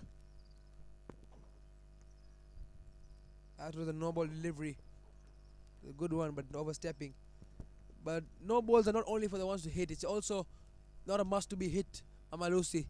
It's one to get off the middle to try and get some runs onto your bat. Not a must for it to go all the way. Ukishapewa, ikishakuwa no ball, ukaambiwa free hit, unatakiwa upige 6 au 4 ili uongeze mikimbio, kwa sababu ile hata ukipiga ukadakwa hauwezi kuwa out.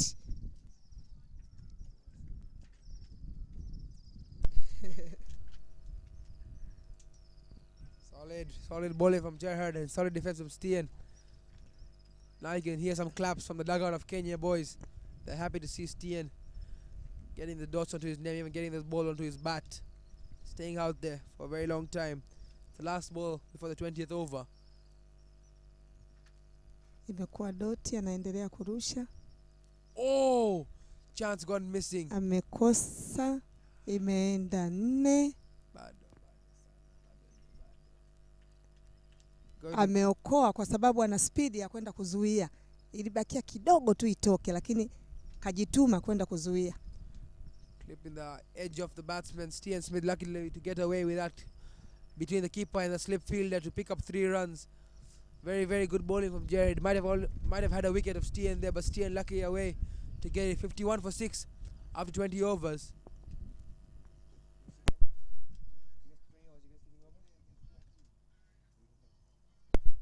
Now it'll be the end of me and Mama Lucy. It'll be Bob and Dennis back into the comm box to take it from here. Thank you. Thank you, Dylan. Welcome back, Dennis.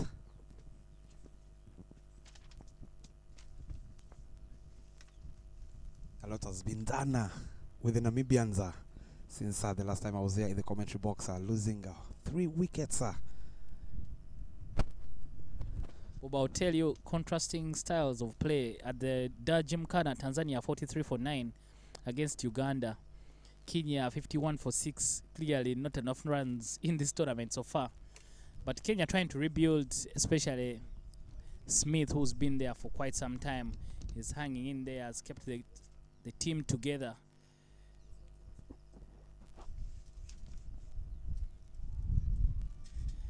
Bob, what has been the difference between the way Smith has approached the innings and all the other batters?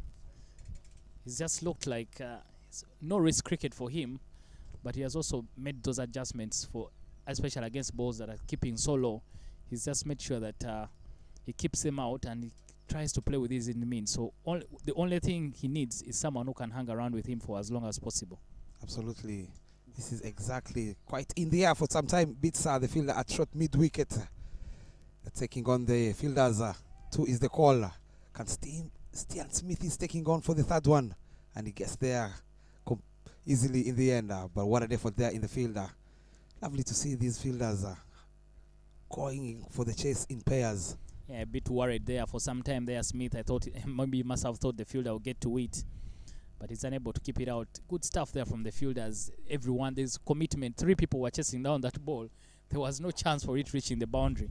Kariata is a pace bowler, but the way he threw the ball, I think he needs to do something about his technique, because he won't play for so long if he keeps throwing the ball like that. Retreats from the strike. Talking about that young man, Stian Smith, one of the players in this tournament who looks to be playing exactly to the format of this tournament. It is the 50-over game. You need to be patient. You need to stay out there, face a lot of deliveries in the middle. He's been there for quite some time after facing 47 deliveries with his 18 runs. He has failed, yes, to get a partner to see if they can get a partnership in between. Oh, run out chance here again. Poor running there from the young man there.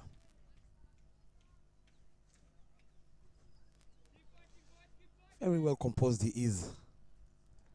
But again, his team is in all sorts of bother here after losing 6 big wickets. Already we are into the tail with the only recognized batsman being Stian Smith.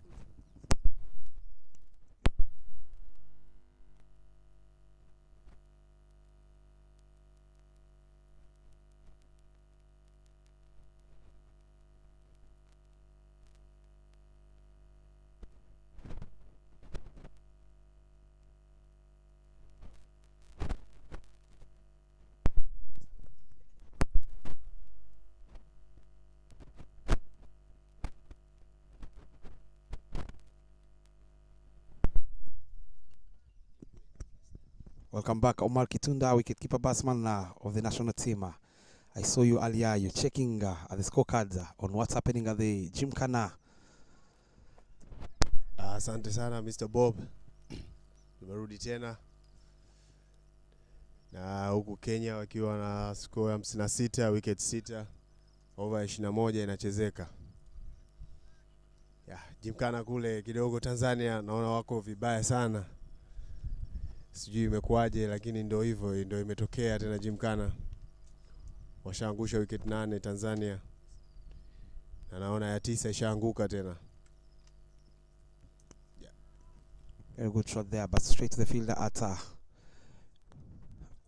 mid off there. But again here, they need to find someone who can play along with Stian Smith. He looks very well composed.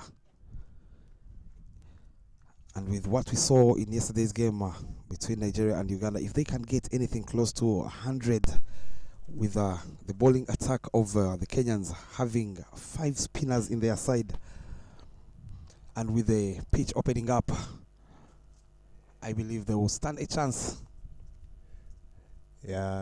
Nafikiri Krish anaweza kusimama vizuri na Stian Smith wakajenga partnership moja nzuri sana. Kwa hiyo na imani watafanikiwa. End of the 21st half, 57 for 6.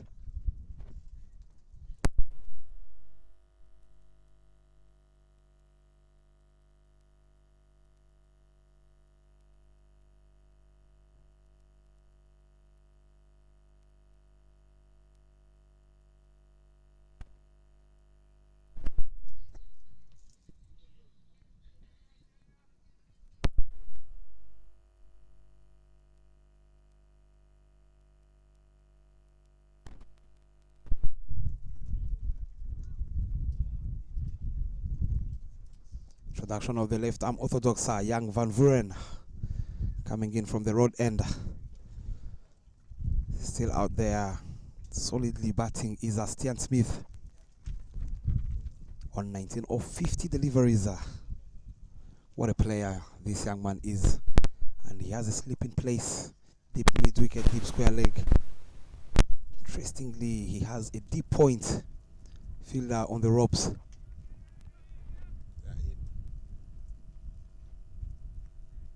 Stan Smith, who's been playing spin superbly. Yeah, Stan Smith naona hatosumbuliwa sana na huyo left arm kwa sababu yeye pia ni batsman mzuri sana wa kucheza spin, lakini kitu muhimu ni wanataka watu wa rotate, dot ball zizidi kupungua, lakini wakizidi kuweka dot ball pia itakuwa pressure kwao sana. Flicked away into the pads. 2 is the call. Yes, they take on the bowler himself who had to cover a lot of ground there, Van Vuren.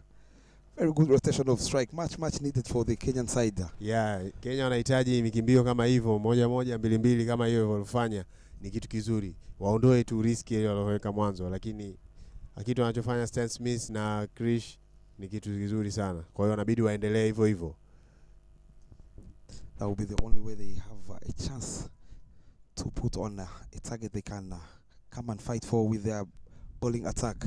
But again, the Namibians have a very good batting lineup with the likes of Gerald, De Villiers, the captain himself, who comes in a little bit late around number 6 there.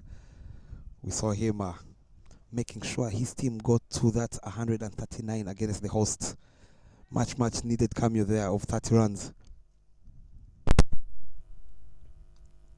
Short ball cut powerfully, but straight to the fielder. A misfield, but Stian Smith is not interested, telling his partner there, I am the only recognized batsman. We do not want to chip in another run out. Yeah, Stian Smith yupo makini na hataki tena kutoa run out nyingine ya kijinga. Kwa hiyo hawezi tena kwenda ovyo ovyo tu kuita. Kwa hiyo lazima awe na uhakika nayo.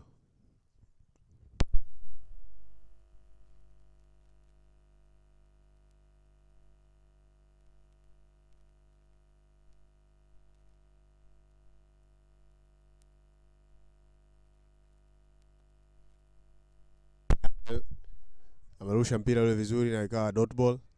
Stian Smith anaonekana yuko sawa kabisa. Oh, that kept a little bit low. Yeah. And that brought us to the end of the 22nd over, giving away only 2 runs in his first over is Van Vuren. Yeah, Kenya wanahitaji score, wanahitaji partnership kubwa ili iweze kuwasaidia baadaye, maana score ni bado ndogo kabisa. Mwisho wa over 22, runs 59, wicket 6.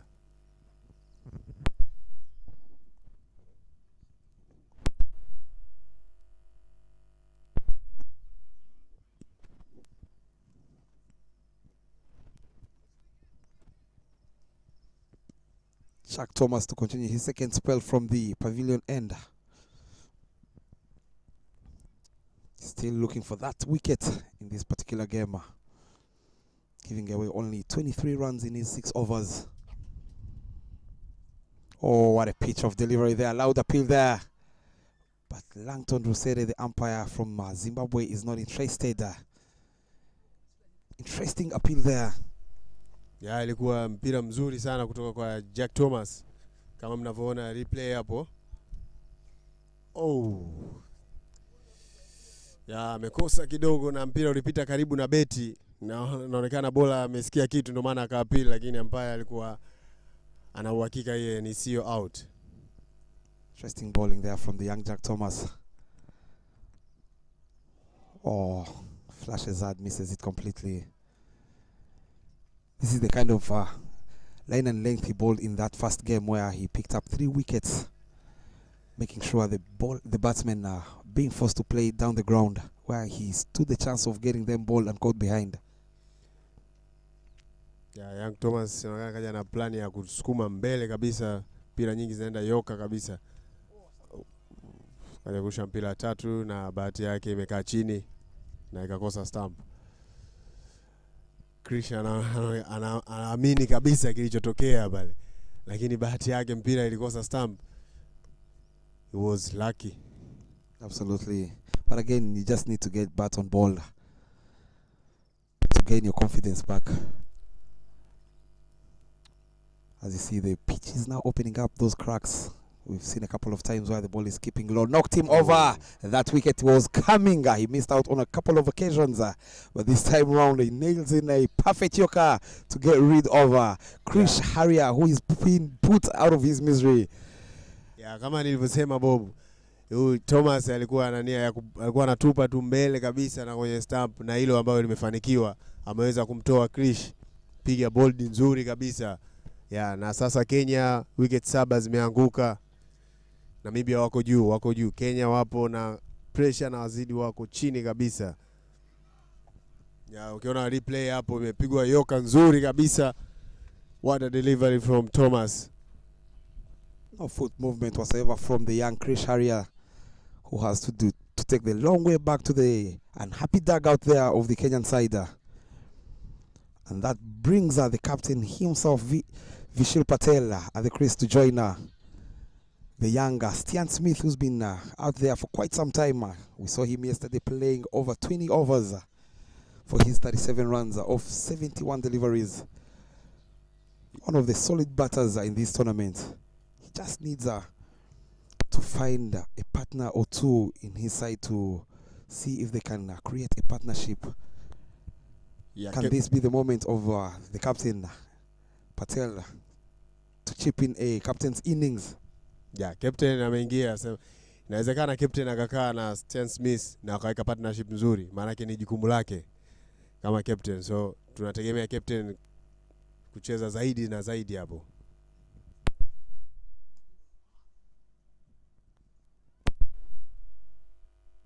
Direct full toss, lakini ikawa dot ball. Nafikiri captain alikuwa hajategemea kama itakuja tu mpira full toss. Haijadunda, imekuja direct kabisa juu kwake.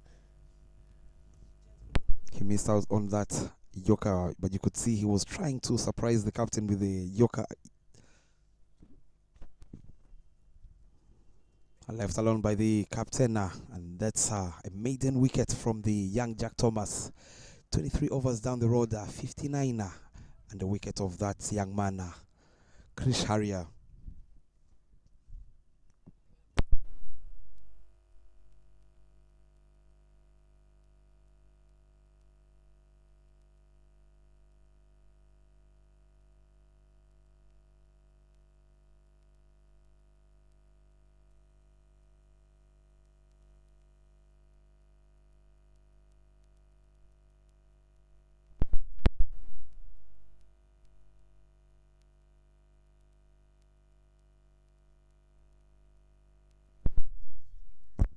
Continue from the road end is the younger left-arm orthodox, young Van Vuren. Sticking to the sleeping place, attacking field for Stian Smith. But again, the whole onside is open for that single. Oh, lovely bowling there. What a take from the wicket-keeper batsman. Stian Smith ameenda kucheza back. Ilikuwa itakiwi kwenda hiyo kucheza nyuma. Ndio maana akaweza kukosa ile mpira, na good take from the keeper. Saved him with that flight delivery to see if he can go over those two fielders in covers.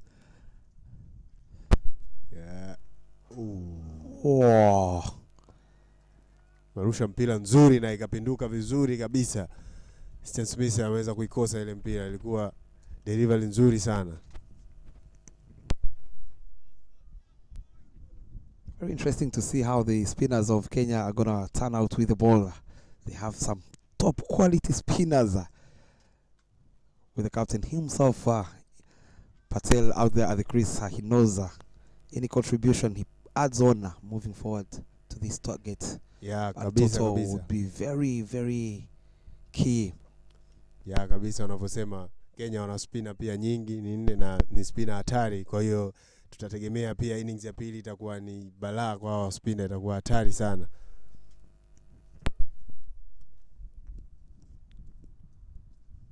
All out appeal there. And the umpire is interested as he raises his finger. Gun batsman ameondoka, Stian Smith. Aamini kilichotokea. Oh, na Namibia walikuwa wanahitaji sana hii wicket ya Stian Smith na finally wameweza kuipata. Big moment here, Kitunda, as they nailing the last nail in the coffin here. Very smart bowling from the young Van Vuren, flighting it and deceiving Stian Smith, who wanted to play it across the line, playing against the turn, and he pays the price. Easy decisions there from Inesi Abiba, the Nigerian international. Big moment and big wicket for the Namibians. Wicket kubwa sana kwa Namibia. Na sasa wanachohitajika ni kumaliza vizuri. Maana wicket ilikuwa inawasumbua ni Stian Smith na finally wameweza kuipata.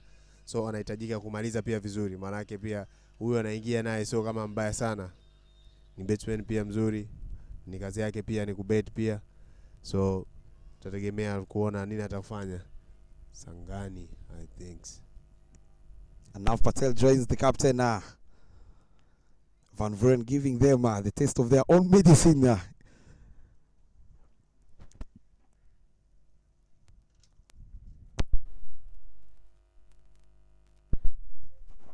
59 for 8 after 23.4. This is also turning out to be another low-scoring game.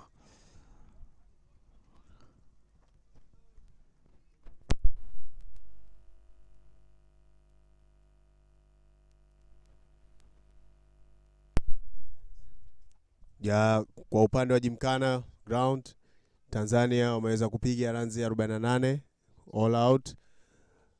Wamecheza over 25. Uganda wameweza kuwabana vizuri na wamefanikiwa hilo. Imekuwa score ndogo kabisa kwa Tanzania tena. Kwa sijui tutategemea nini hapo. Lakini kwa score ile inavyoonekana Uganda wanaweza kuirudisha kwa urahisi tu.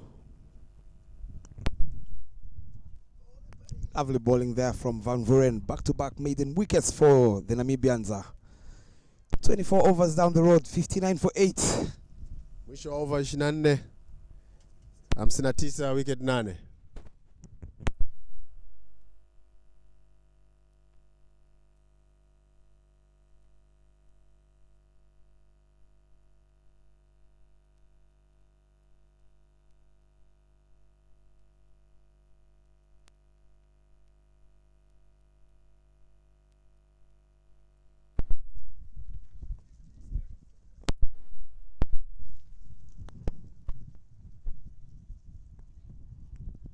Pulls out from his run-up is young Jack Thomas. I think the wicketkeeper wasn't ready.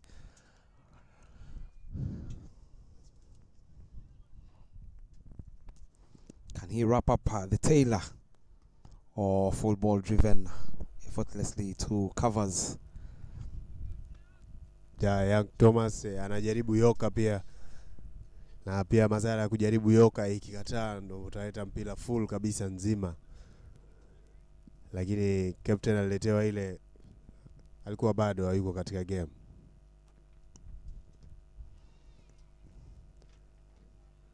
Another inswing yoka there.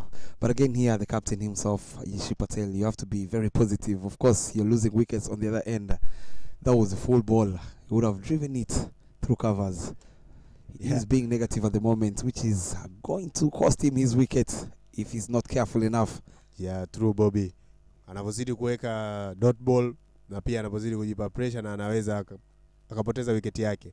Kwa sababu anatupiwa mpira nzima bado anazuia. Haitakiwi. Hata kama ushapoteza wicket, inabidi kwa muda huu aweze kusukuma mpira nzima, lazima asukuma aweze kupata runs.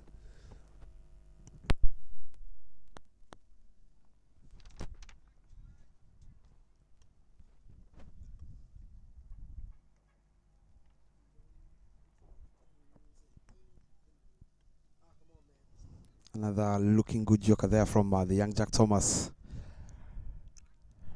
Tries to overhit it. Is the captain beaten by the pace of the young Jack Thomas. Very good bowling and very smart bowling from the Namibians, following the game plan of the captain, bowling it fuller to miss a hit kind of length. Yes, Bobby. Namibia wako na furaha pia, unavozidi kuweka dot ball pia kwao ni nzuri Namibia. Kwa hiyo wanaonekana hawana pressure, wanazidi kutupa tu mpira wao sehemu moja vile vile vizuri. Kenya batsmen wanazidi kuweka dot ball, wao kwao inazidi kuwapa nguvu.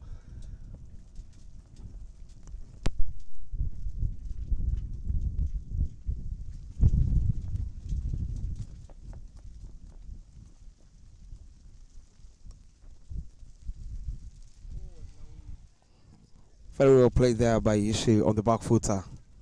But very risky again. He had covered all his stumps.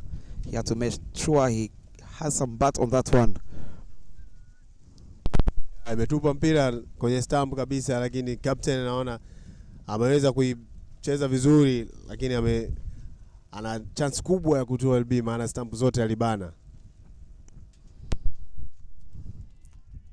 Left alone yet again by the captain.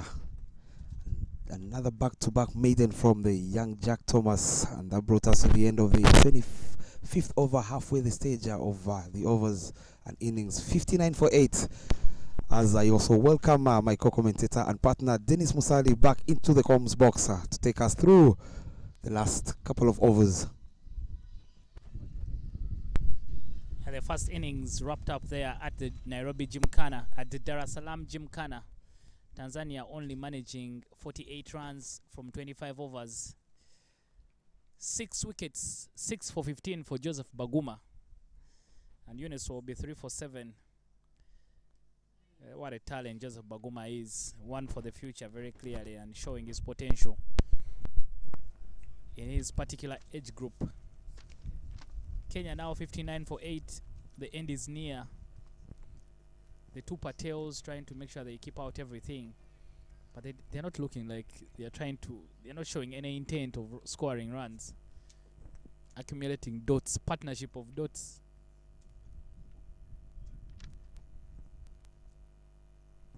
The Namibians must be smelling blood right now. Absolutely. Talking about those figures of young Joseph Baguma, Dennis, if I'm not mistaken, we have a common friend of ours last night having coffee there at the hotel, who mentioned that with the experience that young man possesses being on the national team, those are kind of the figures he must be taking in this tournament. Yeah, very true. I also feel the same, that how he's stepped up since the World Cup, maybe this is not his level. He's a little bit above his level, so if he bowls very well, he will get value for his reward. Tosses it up in the air. Ran Patel not interested at all. I think he has only one assignment, batting alongside the captain Vishal Patel. Let's make sure we hang around for as long as possible. The quicker one, very well played there by Aran. Intelligent stuff. Can see Vishal putting in a very good shift. No chance for a third, but very well played. The quicker ball reads it very well and just runs it down to third man. Very well played there by the young man, playing within his own means. The tail is wagging here for the Kenyans. They have 61 for 8 after 26 overs.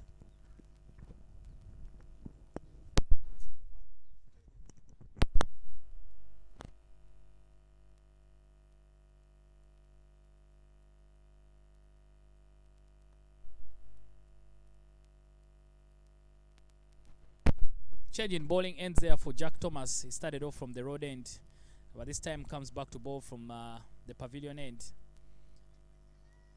And that's a side where Kariata had gotten some good rewards. He has already picked 3 wickets. You feel that maybe this would have been a good time for the captain to bring him back into the attack. He's picked 3 for 10 in 5 overs. Now is the time to try and bring him back and rip through the tail. but they're holding on to him. With figures of 10 after picking 3 wickets in his first spell, Kariata, I believe so. Dennis, this is where your strike bowler comes back and cleans up the tail, as you just mentioned.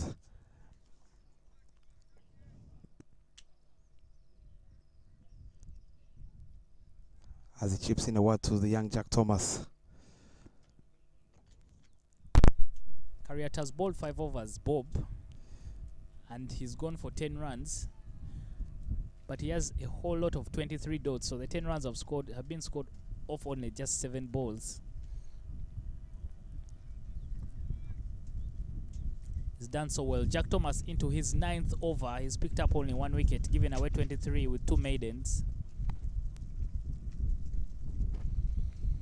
Alexander probably trying to make sure maybe Jack, with his extra pace, he can be able to deal with the tail.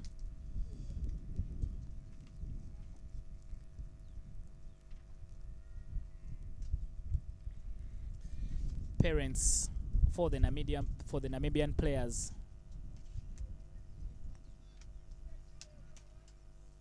are here to support the boys.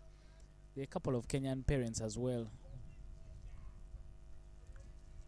A couple of supporters too, Dennis. Yeah, Always something nice to see that backup. I mean, Namibia is not very close to Tanzania, but it's good to see that they can be able to make time and be here and support the team. And the Namibian flags very, very visible on the ground. One side of the ground, the Namibian parents are seated, and then on the other side towards the pavilion, if the cameraman could pan there, you will see the Kenyans as well with their flag. So the support is available for both sides. Talking about the support, we saw yesterday Stian Smith's dad, the sister, the big brother coming in to support the young man, flew in all the way from Kenya. And that dot ball brings us to the end of the 27th over. 5 maidens on the trot here for the Namibians. Not any signs whatsoever for aggressions from the captain himself and Anav Patel.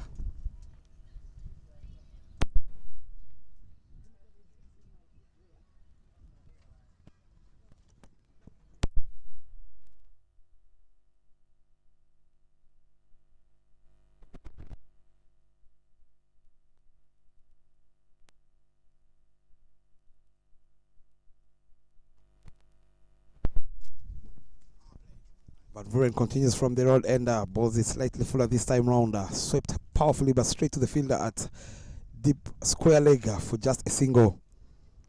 They need to get more of these ones to see if they can get even closer to that 80. You never know, these low scoring games. The chase can be tricky, as we saw yesterday, Uganda against Nigeria. Nigeria coming in to chase 70 and failing to even cross that 40-run mark. Yeah, that's the thing, Bob. Like you've mentioned, this every extra run makes the job more difficult. So the Namibians need to be very careful not to let the total keep dragging. 62 for 8. The less runs you have to deal with, the better. So it's important that you make sure that you deal with your opponent as quickly as possible. Very true there, which comes back to my point. I would really love to see the young Kariata Morris coming in from the pavilion end. Give him an over 0-2 and see why he still have in the pocket for the Namibians after picking up those 3 crucial wickets. Slightly away, well dubbed there, but straight to the fielder at short third for just another single. Again, much needed to bring it to 63 after the loss of 8 wickets. Yeah, I feel that for this tail, the spinners are not working. So you just need to maybe bring back Kariata. Tossed up again, but well played by Anav Patel. Interestingly, only one fielder outside the ring at deep square leg for these 2 batsmen.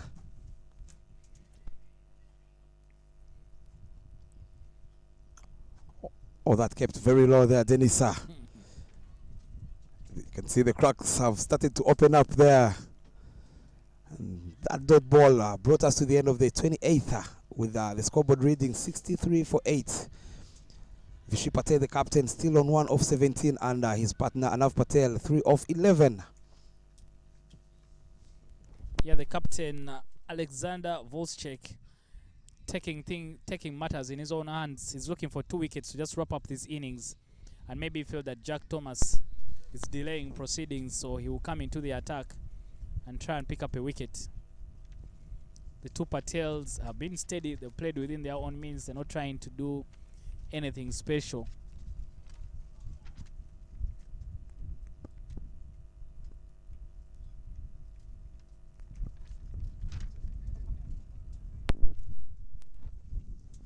Again from the young Vishy Patel, the captain of the Kenyan side. You got to be positive. Flicked away on the pads, but straight to mid-wicket. You do not want to take on the arms of these youngsters. They have showed us before in this particular innings. 2 run outs. Very energetic and agile in the field are these Namibians.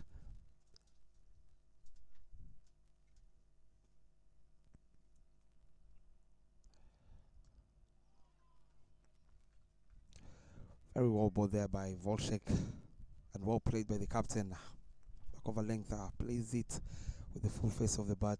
He's not interested in any aggression shots here.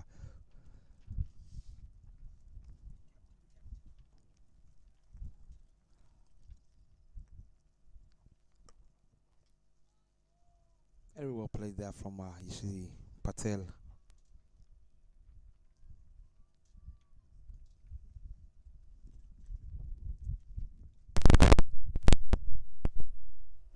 Yesterday, 69 was a problem on this ground for the Nigerians.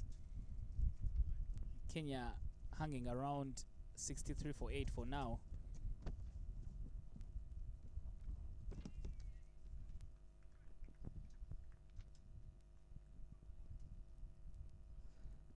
Alexander there bowling it outside offer. I would love to see him bowling it much fuller and force Patel, the captain Yeshil, to play it down the ground. Yeah, and you make a good point. That's a point that you need to be forcing the batters to play. My challenge with what Alexander is bowling, that they're gentle medium pacers, so they are easy to deal with.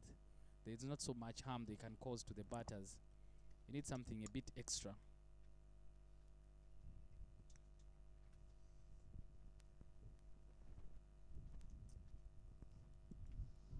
Oh, well played, soft hands there. Getting it through that fielder at third man. And he will keep strike, is the captain, Yeshil Patel. 64-8 after 29.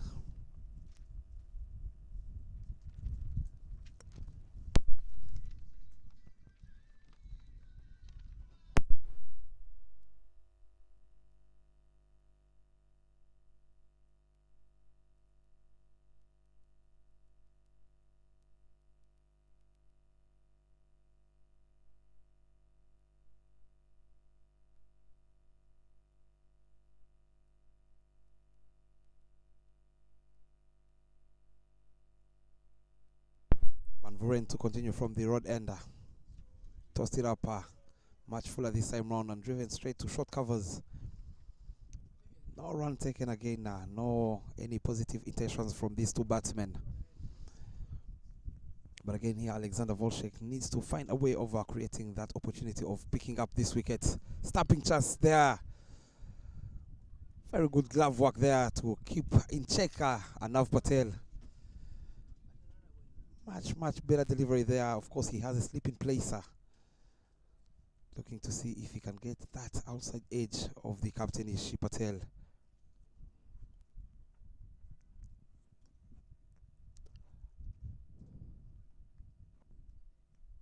A couple of chances as they have gone begging in that slip corridor. Calls for a big sweeper. Misses the line of the ball and loud appeal there from the young Van Vuren. Yeah, not a bad scoring option there for Vishal, because there's no one down there. If you're able to get There's someone is trying to hit it behind square, that the person is a deep mid wicket. For he's able to get some good connection on it. It's not a bad scoring option for him. And it's also good. It's now for the first time he's really played a shot out of anger to show some intent, which is good to see. It's clear that he's not only looking at hanging around, but he also wants to score some runs. Maybe if they get 80, they would make the game a bit interesting. There's something to bowl to, considering that Kenya has also some very good spinners. Very well played there, and well bowled by the young Van Vuren. Talking about 80, anything that adds to this 64 runs on this particular wicket. I believe with the spinners in the Kenyan side, those two to be precise at the crease, and Nav Patel. Oh, another slog sweep there, misses Zit. Trying to play it in that vacant region. And brings us to the end of the 30th over. 64 for 8. Here, Dennis, if they get to that 70 plus, I believe they stand a chance over giving us another interesting game here. 70 runs only is the target for Bob Bashir Songa. How many can the Kenyans get? They are 64 for 8 after 30 overs. I'll give some credit to the Kenyans because at least so far they've batted their 30 over. They have batted for at least 30 overs, and it's clear they are still trying to hang in there.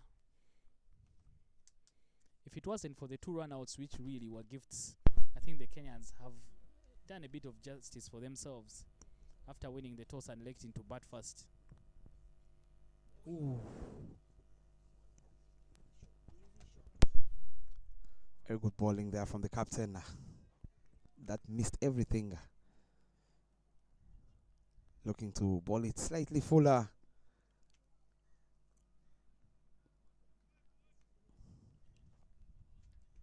But you could see the intentions are clear from the young Anav Patel. Knocked him over. I spoke too early. Volshek Alexander comes in to bowl his second over and knocks over Anav Patel, who tried to go for a solid defense, and the ball passes through the gates. 9 wickets down here, Dennis. 64 runs on board. Yeah, the resistance is finally broken. The captain going through the defense of Patel made a good effort, but unfortunately the captain wanted to wrap up the innings. Goes through the gate, the defense completely missing. The wicket finally comes.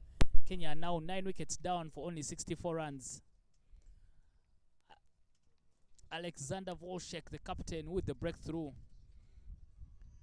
made the decision to introduce himself into the attack, and he has made sure that he does the job himself. 64 for 9, the Kenyans, after 30.2 overs. Kennedy Wangoi comes in as the last batsman, having replaced the younger Neil Doshi. Can he bring some luck off the bench for the Kenyans here? He's up against the younger Alexander Volshenk.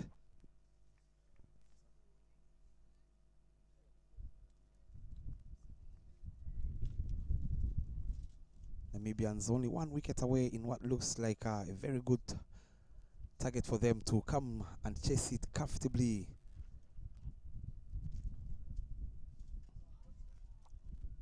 Well played, young man there, Kennedy.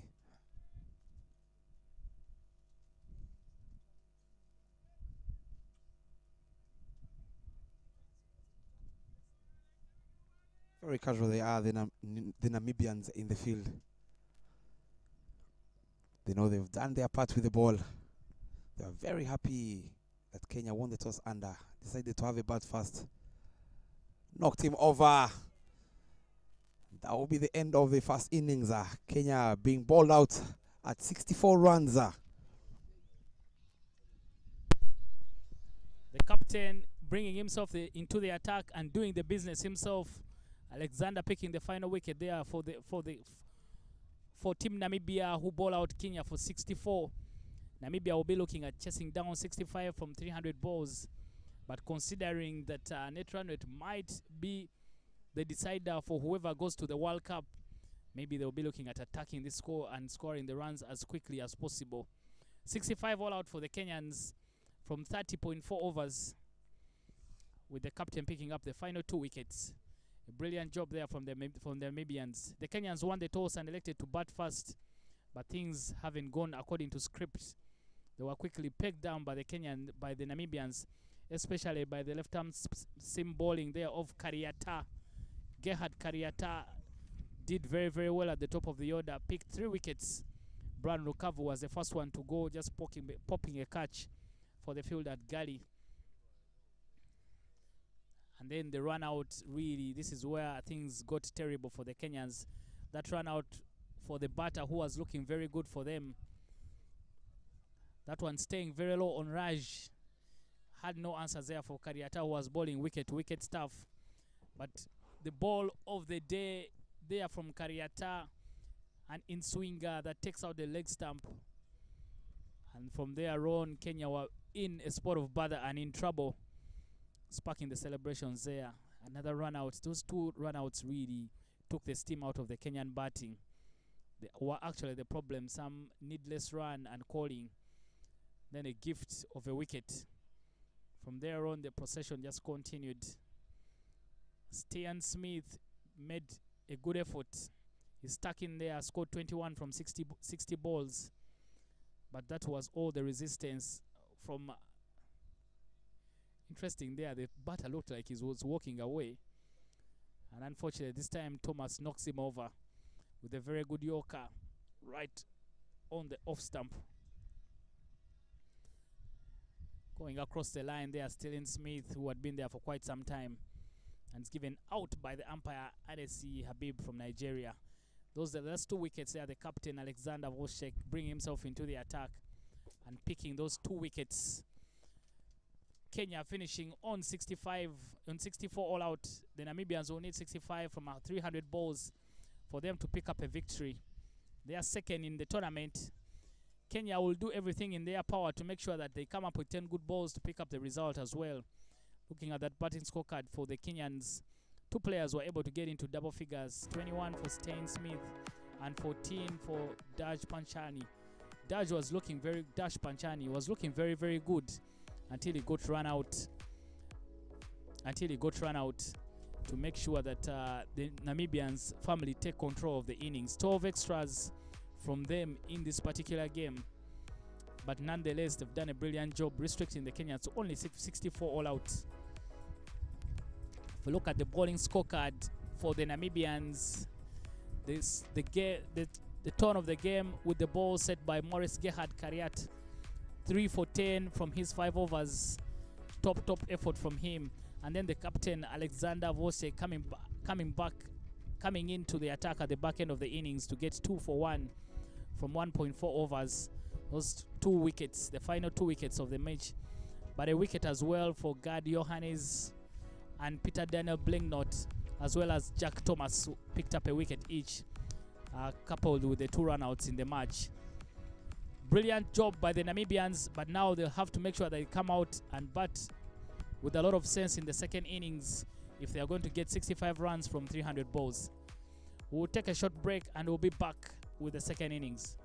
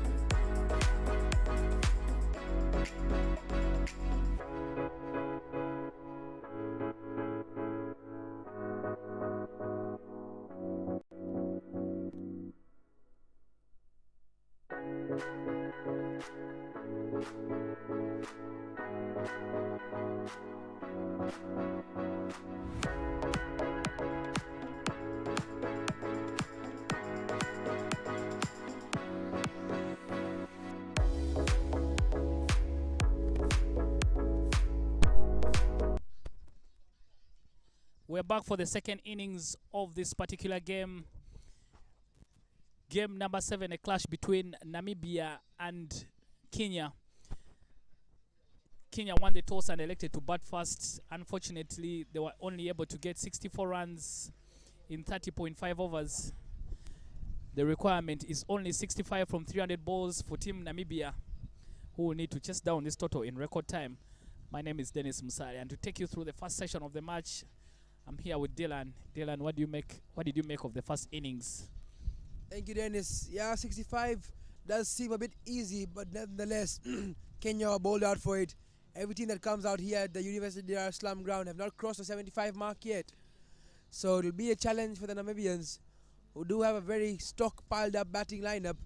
But with the Kenyans bowling attack, the spinners they have, the pacers they have, I'm sure it will be a challenge for the Namibians to try and get this. And not only that, to try and get it in a quick time to increase their net run rate to even higher one, more positive, to try and seal their place in the World Cup next year in Sri Lanka. So it's a very, very nail-biting one here we have with us. Yeah, Dylan, you make a very good point. Do you think there will be a bit of psychology in the run chase for the Namibians, considering that yesterday Nigeria failed to chase 69 runs? In the first game, only 73 runs were scored in that match. Sierra Leone was able to chase them down and win by 9 wickets. But a bit of demons when you're chasing runs on this ground. You think it will be a bit psychological? Yeah, I'm sure it's always at the back of the mind of these Namibians. But then if they just need to play positively, rule that out and play like a normal day as if they're batting first and just try to get as many as they can, I'm sure that psychology will help them get through this run chase. Johannes de Villiers will open the batting alongside Gerhard van Rosenberg for the Namibians. Gerhard looks very, very good when he is batting. The longer he bats, the better he looks. And I hope that he can put on another show for the Namibians. They will need him to stay in for as long as possible. For the Kenyans, they need very early wickets if they are going to make a game out of this one. Yeah, against him, Vaibhav was a very, very experienced bowler, picked up 2 wickets in the first game that wasn't washed out. In the game that was washed out, he did pick up 2 wickets. Wicketless yesterday, but today he is back trying to be booming. Opening the bowling today for the Kenyans is Vaibhav Naresh. Vaibhav Naresh, do you think he's a bowler who can be able to make things happen for Team Kenya? You watched their game yesterday against Sierra Leone. Who are the bowlers they can look to make things happen for them? Brilliantly driven through the covers. What a way to get off the mark. Is Johannes, and that rushes away to the fence. 4 runs off the middle of his bat. What a way to get off the mark, Dennis. What do you think about that? The confidence. Yeah, very true. No, it's not an easy wicket to bat on, like everyone else has been saying, but Rosenberg making that look very easy. Leans into that shot and beats both cover and point, running away for a boundary. The first one for the Namibians. Full delivery outside of stump. Rosenberg just playing the conventional cover drive. That runs away for 4. And a very heavy outfield as well. So if the ball runs away for a boundary, means that that's a proper cricket shot.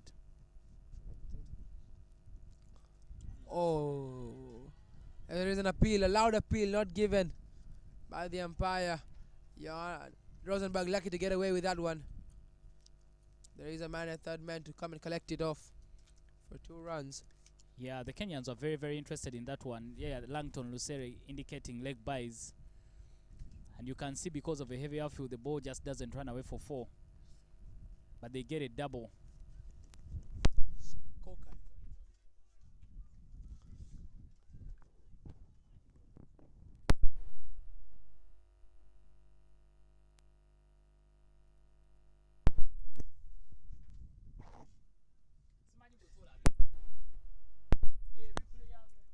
Off the glove for a single. Good start for the Namibians. As you asked, Dennis, who do they need to look out for?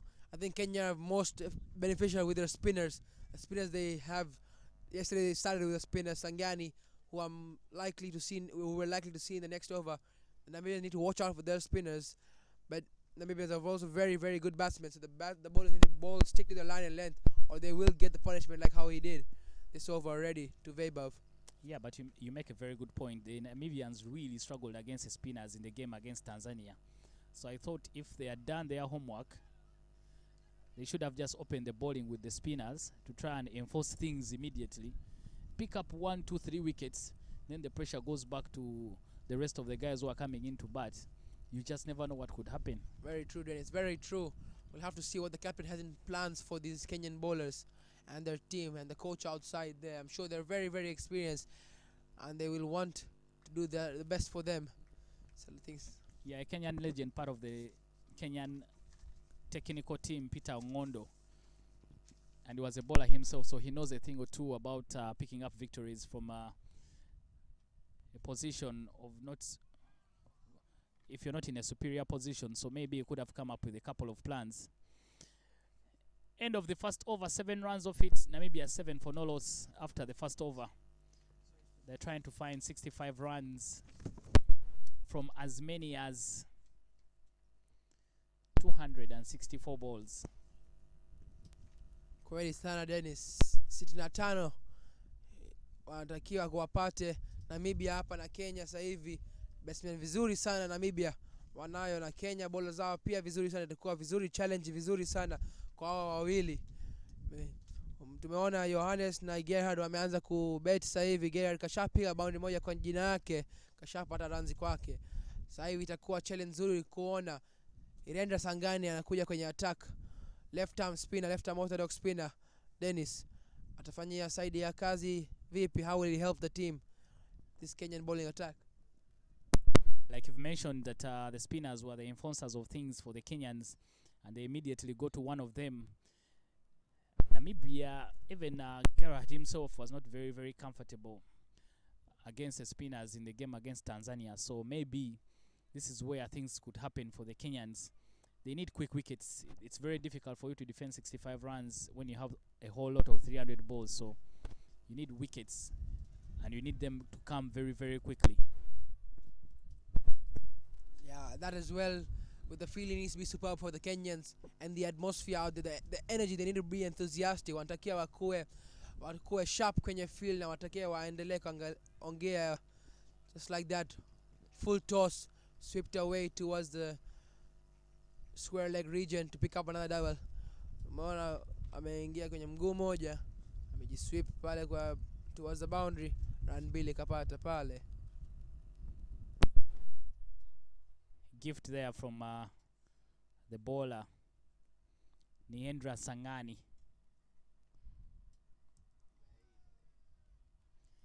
He continues to feed the bat. There's a very attacking field for the Kenyans. Unfortunately, the angle in which the comms box is, it's difficult to tell what type of field they've set.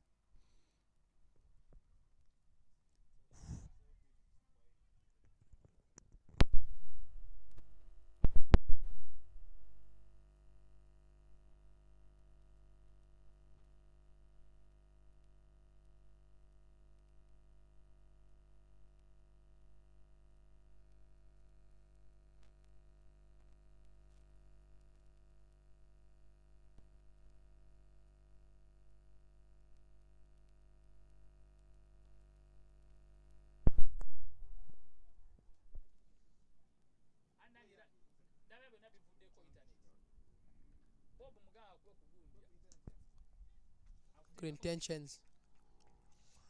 intentions from Johannes de Villiers. There is one difference we've seen between this Kenyan and the Namibian batting strategy. The Namibian are not afraid to go after the ball. They have showing positive intention, not playing too defensive, playing the shots when they need to. Look at that coming down the track already. That just shows how confident they are. Not like the Kenyans who were just trying to block every single thing that came to them. Yeah, and that's much better again. I think I've seen more urgency today from Gerhard and de Villiers. They were a bit very cautious against the Tanzanians. They had an opening stand of 44, but mostly against the medium pacers. But when the spinners came on, they were a bit very conservative against them. But today you can see them trying to use their feet to score runs, so which is a good thing to see. You need to keep the scoreboard ticking rather than bogging yourselves down. End of the second over, 10 runs, 10 for no loss.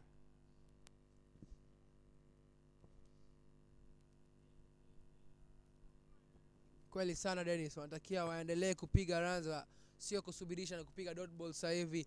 Wanatakiwa waendelee wapate moja kusaidia team na kubuild ile partnership na wachezaji zao Gerhard na Johannes.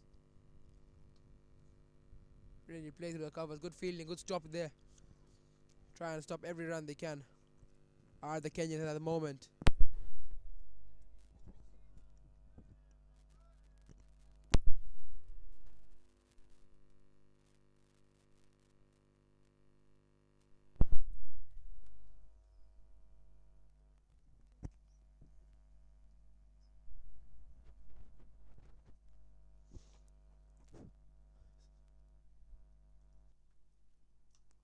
Solid defense, straight down the ground. What a shot. The ball is going. That's brilliant batting from Gerhard to pick up another 2 runs. Straight drive. Beautiful drive towards the straight down back at the side screen. Lucky for the Kenyans, not gone all the way to the boundary. Yeah, unfortunately, Dylan, that will have a very heavy outfield, but on any ground in the world, any day, that should be a boundary. It's such a top quality shot. He played that in the game against Tanzania, the Gymkhana. And good enough, he was able to get value for that shot.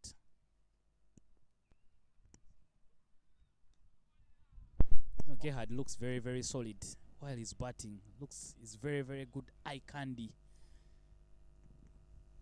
When you have youngsters out there, you need to tell them to come down and watch how he bats. Everything comes out of the middle of the bat for him. And the shape he poses after the shot just shows how the class batsman he is with the MRF bat, Virat Kohli style, is Gerhard. Yeah, very true. His style is very assuring. It makes others feel like nothing much is happening out there. So even if anyone else is to come after him, there's a lot more confidence. He's not edging the ball around. Everything is coming out of the middle of the bat. He puts away the bad balls. He's clearly one for the future. That's what makes him so valuable to this opening pair of Namibia's chances as well for this World Cup qualifiers as well as the World Cup going forward. These two thrive on each other, play on each other's weaknesses and strengths, and that's what a brilliant opening partnership makes. De Villiers and Gerhard. Gerhard bowled very well, did his part in his bowling, and opening batting here, I'm sure he has lots of work to do as well. Yeah, a proper batting all-rounder. We've been having that argument, wondering whether you are one of them, but he's a proper batting all-rounder. His leg spinners are also very good. So if you have that sort of player in the team who can give you maybe a tidy 5 overs, but also bat at the top of the order, Mitchell Marsh kind of style, it's very good to have in the team. And he's also more or less a 360-degree player. Very strong square of the wicket, but also in front of the wicket is very strong.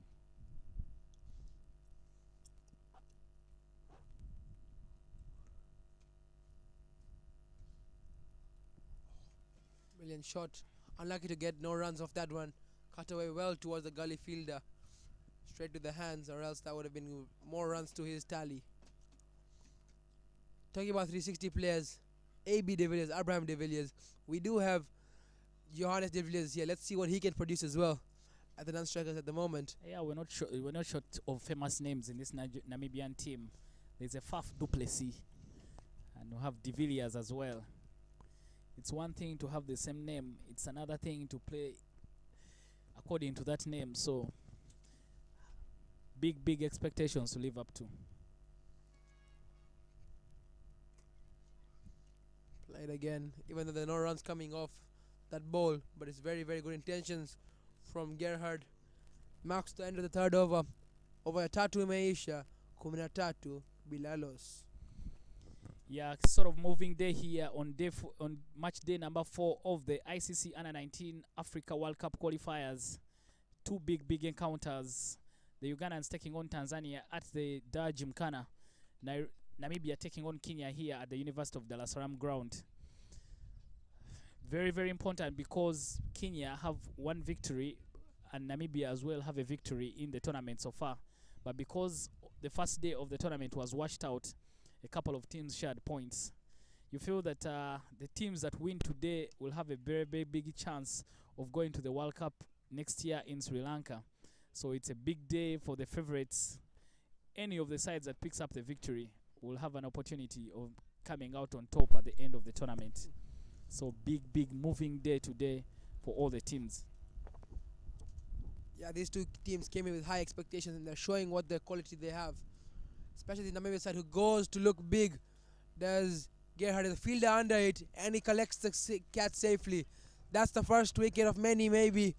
Vaibhav collects the catch very easily at mid-on. As Gerhard has to go after a very confident-looking start. Yeah, Gerhard was looking very good, but unfortunately, he decides to go big, manages to get the height, but not the distance over the fielder in the infield. Good attacking field there from the Kenyans, and they get their first wicket, and a very big wicket, that of Gerhard Rosenberg, who was to go back, who was to walk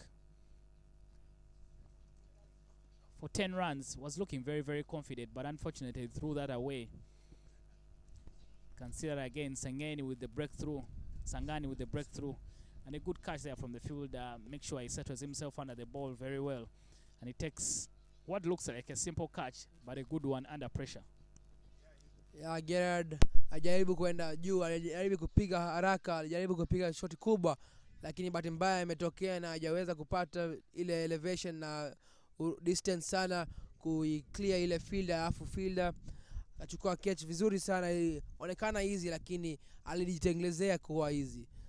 Mleta mpya batsman Vizaji. Johannes Visachi is the new batter for Namibia. The wicket keeper is the new batter. Oohs and ahs that probably even kissed the off stump. Went straight through to the keeper. Yeah, much better from Sangani now, getting his line and length correctly. Looks like bowling he's gonna be a very key bowler. The pads try to put away. Gets a single. That's Johannes of the strike. We have two Johanneses out there. They need to try and carry the team through to increase the net run rate.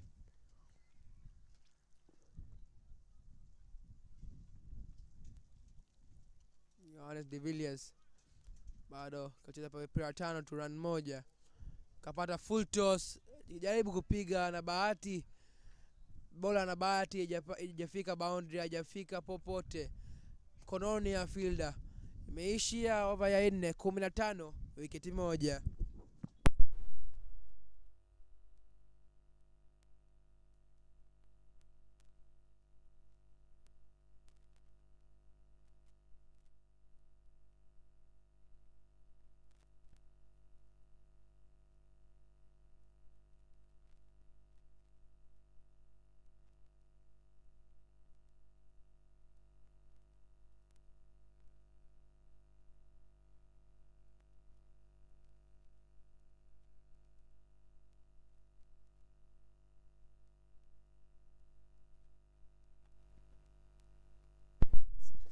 So new spinner into the attack. Vishil picked up 4 wickets yesterday. He has a big job to do today. Vishil Patel, the captain, didn't do a good job in the batting, but he needs to do a good job in the bowling today. Starts off with a good dot ball. Flatter one. Now we have Mama Lucy with us. Mama Lucy, unaona game inaendelea vipi? Tries to go for the biggie once again. This time it's Johannes Visaje. Tries to go after it, but luckily there is a man at long off, so if he got connection, might have been caught there. Mama Lucy, karibu sana.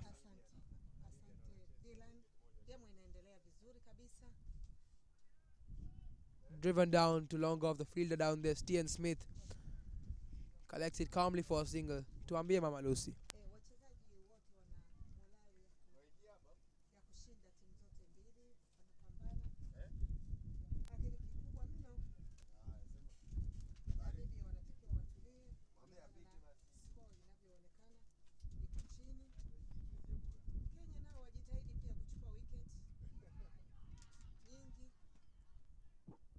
There is an appeal. kupata ushindi. Appeal for catch and slip, not given by the umpire. They are unhappy. That's the replay. Oh, bounced before. Yeah, bounced before. Clearly seen. The Kenyans are not sure of it, but good decision by the umpire.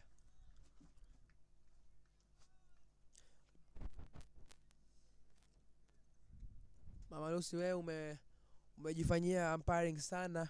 You've umpired a lot in the previous years ICC level as well.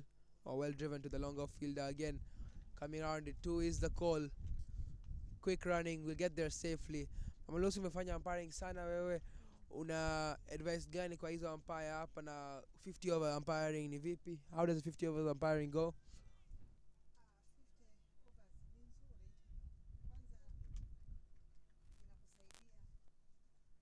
50 overs ni nzuri. Kwanza inakusaidia kuwa na uzoefu mwingi wa kuangalia vitendo vile vinavyotokea na kuweza kuvitolea maamuzi sahihi. Pia inatoa mazoezi ya kutosha kwa wachezaji na kujiamini zaidi. Na inatoa nafasi kwa wachezaji kuchagua mipira. Kuna mipira mingine ya hatari, basi usilazimishe ukiwa kama mchezaji. Uichague, uone huu ni mzuri, kama unatoka nje basi usiufate tu ili mradi ucheze, inaweza ikawa hatari. Kwa hiyo unapoacha mipira unakuwa na nafasi kubwa ya kuweza kucheza vizuri. Na wewe una advice gani for umpires? Watu wanataka kuwa umpire, una advice gani? Mimi na washauri wajifunze, wasome, yani wafanye theory na practical.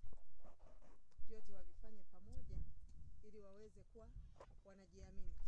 Ukiwa kama umpire unatakiwa kwanza ujiamini na ujue sheria zote za mchezo. Asante sana Mama Lucy. Sangani back into the attack for his third over. Drop the pace a bit little, flicked off the pads by Johannes de Villiers to pick up another single to his name. Hiyo ni shot imepigwa na Yohana. Ni nzuri, amechukua mkimbio mmoja. Tayari ni mchango kwa timu ya Namibia. Oh, well played by Johannes Visaje. There is a man coming around to get it. Well played to the leg side. The 3 is the call, and with the fumble there, they're going to get back very comfortably for 3 runs. Very good running by 2 men out there. Every run counts for them. The faster they get it, the better their run rate will climb, the net run rate. It's a very, very good shot and running there by the 2 out there. Wamechukua mikimbio mitatu kwa kujiamini kabisa. Tayari ni mchango mkubwa kwa timu yao. Full, driven, and a very, very good stop. Stopping a southern boundary is Raj Manje. Very, very, very good stop. Diving to his right. But another very good shot by Visaje. Wamechukua mkimbio mmoja na wazuiaji Kenya wamejitahidi. Wamezuia.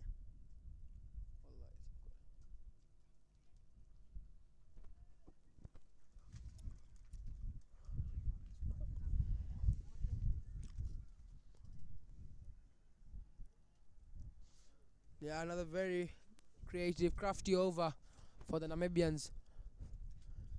They pick up plenty of runs in it.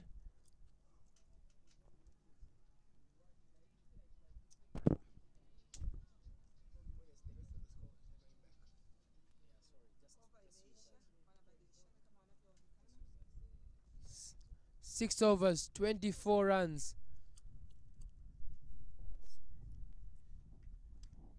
Wana runs 24. Wicket moja. Over 5 tayari zimeisha. Over 6 tayari zimeisha. Vishal back into the attack, well driven by Johannes to pick up another run. The singles keep taking. Mama Lucy moja inaendelea nzuri sana. Wakiendelea kuchukua moja moja, tayari mchango wa timu unakuwa mzuri. Kwa hiyo uwezekano wa kushinda unanukia.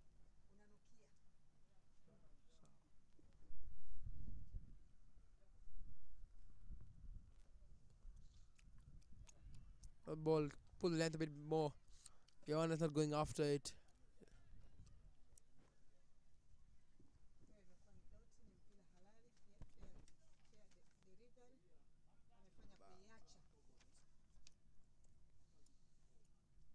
Oh, he goes after it. Fielder long off Stian Smith to keep it down to 1. They won't mind it at all. The Namibians, the singles keep taking. They won't mind it at all. They only needed 65 to get in the start. They are inching closer to that victory with every run. Flighted up this time, Vishal.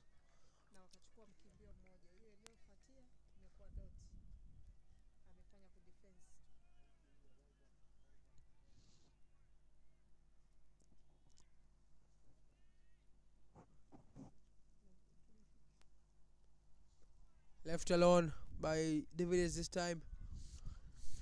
Better from Vishal, but that won't get the wicket. Vishal needs to try and ball him on the stumps. Try and make him play the shot that will get in the wicket. Or else it'll be smooth sailing, cruising for these two batsmen and the Namibians. Yeah, much better. Getting the outside edge, clipping the outside edge of Johannes De Villiers. Better bowling from Vishal, don't you think so, Mama Lucy?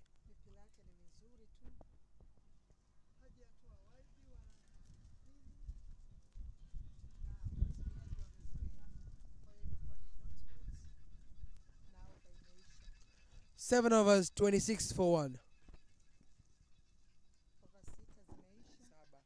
Over saba zimeisha, mikimbio ni 26 na wicket moja. Kwa hiyo bado Namibia wanacheza vizuri. Nzuri sana Mama Lucy. Wanacheza vizuri kabisa. Yaani wanahakikisha wote wako safe, alafu wanachukua run moja moja.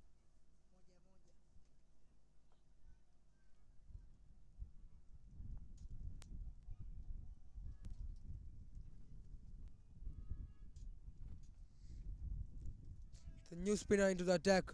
Arnav Patel bowled very well yesterday with the wicket. Another leggy into the attack, right arm this time. Sangani is out of the attack. Leg spinner from both ends now. Arnav Patel to Johannes Visaje.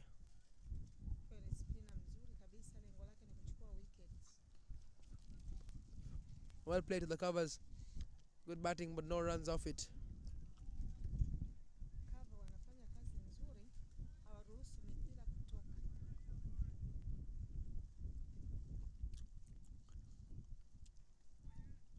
Playing on the back foot this time. Good fielding by the man at slip, Raj Manje. Raji ni hodari kabisa wa kuzuia. Hataki mpira umpite. Yuko kwenye game muda wote.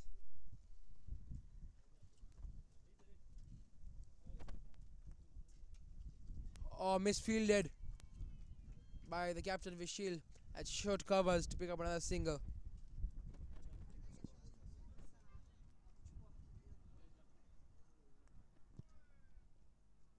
First runs considered of Arnav's bowling of a misfield.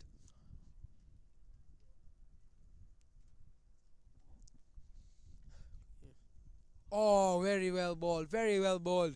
Almost got the batsman. Mpira mzuri na mchezaji naye ameuzuia vizuri kabisa. Let's look at that delivery. Pick up a delivery. Googly this time. Arnav Patel turning it into the right-hander. Very smart bowling. 5 leggies and a googly to the batsman who hasn't faced him yet. Sorry for coming down the track this time. Trying to get runs. No runs off it. A very, very tidy over from Arnav Patel. Only one from it. It's 27 for 1 after 8 overs.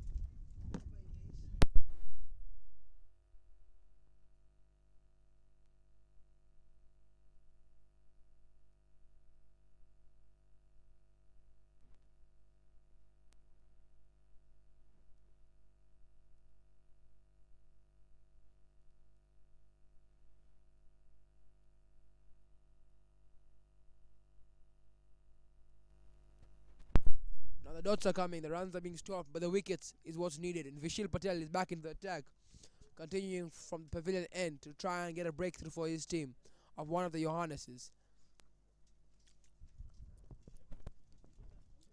Oh, brilliant shot.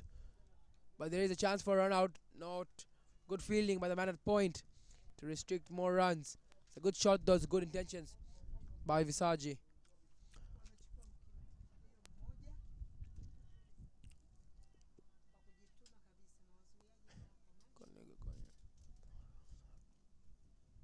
Back there at Gymkhana grounds, Uganda are now 40 for 4.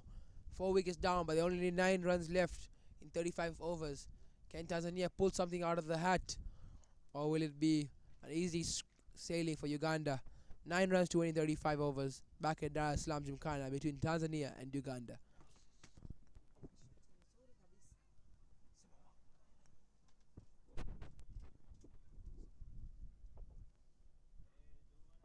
Oh, the cut was on, missed it.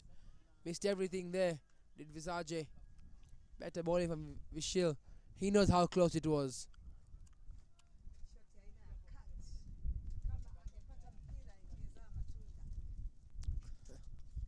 Full this time. Visage playing half-heartedly towards the 30 man.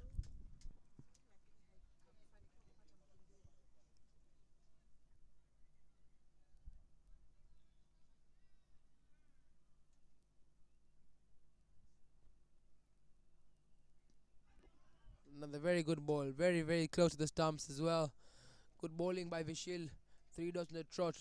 And the field is very still attacking field with a slip in, a gully, a backward point, covers, short covers. Only 2 men down at the boundary. I mean, it is a power play.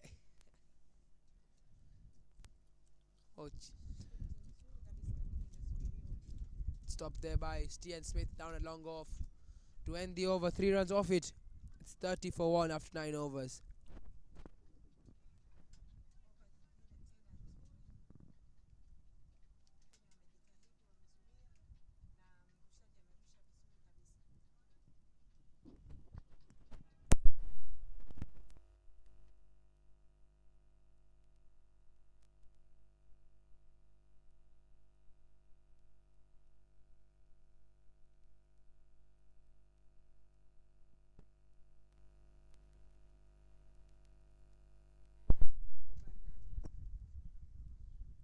.34 yet to get. They're halfway there.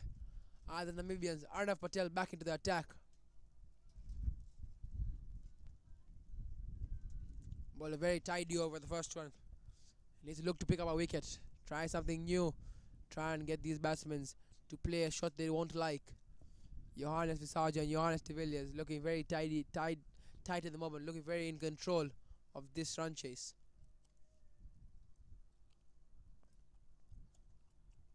Left by Visage.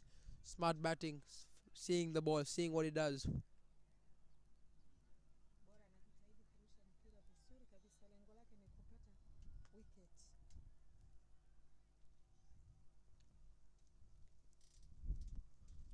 Played well. An on drive towards the long off. Towards the mid on fielder. Confident batting from Visage.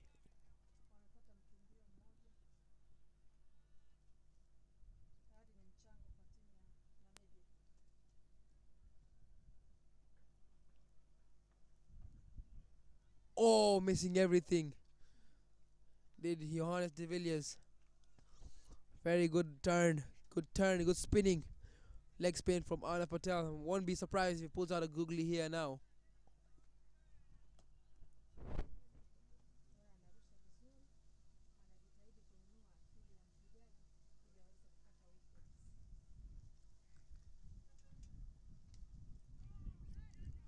Cut was there.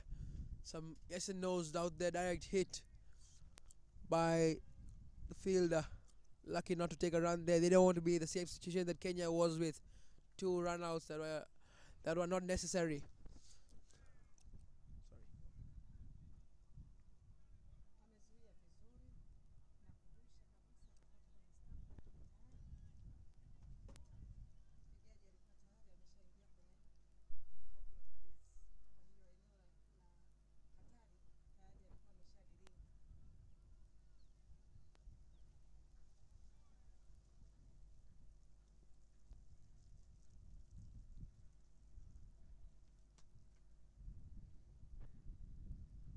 Come down the track, hits it straight.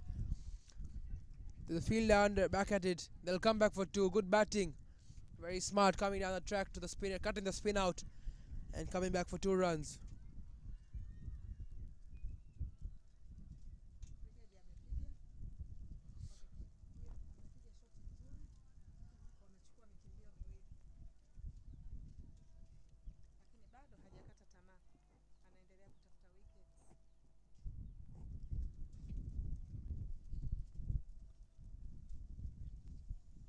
Oh, steady. Lunging forward and blocking it. End of the 10th. That's the end of the power play. It's a good one for Namibia. 33 for 1 wicket.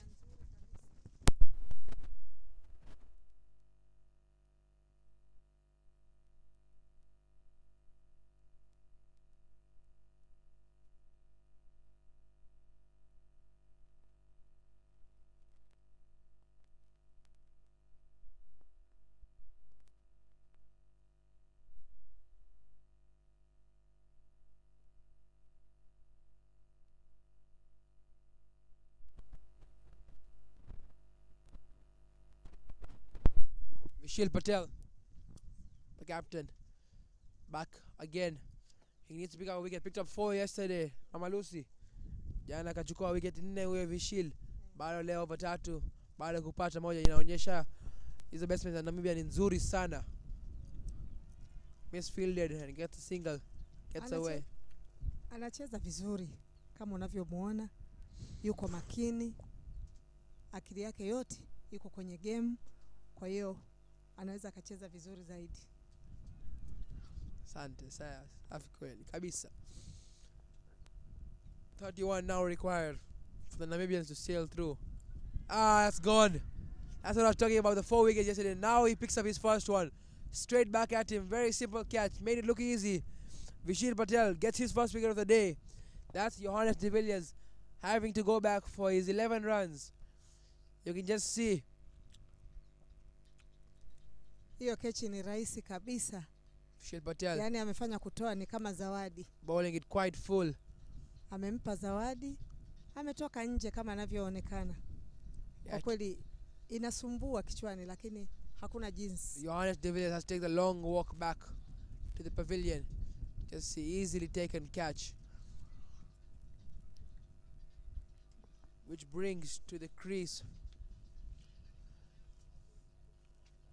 the new batsman, Van Vuren.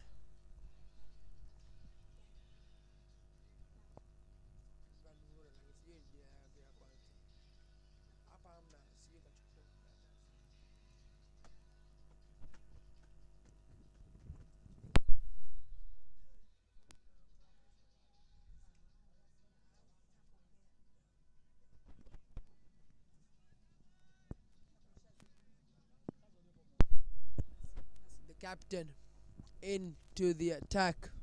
Sorry, not the captain.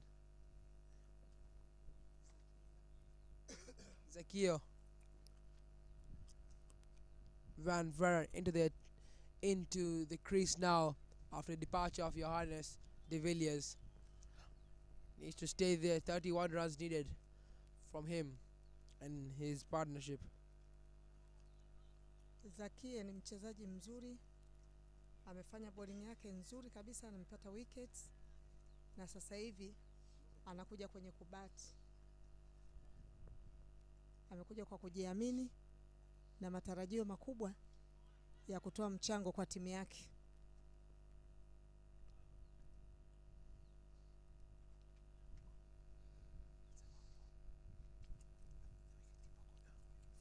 No ball.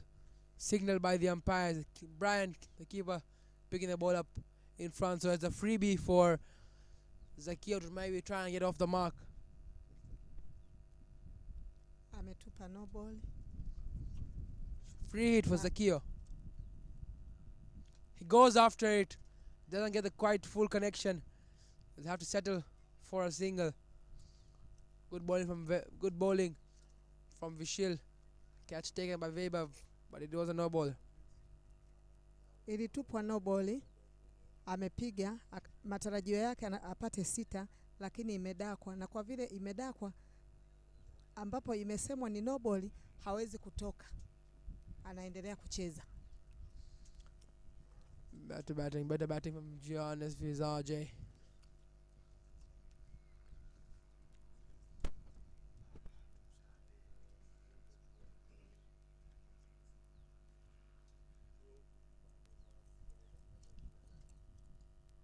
Classy once again from Johannes Visage to mark the end of the 11, 36 for 2. Amecheza shoti nzuri ambayo haikutoa matunda, imezuiliwa na over imeisha.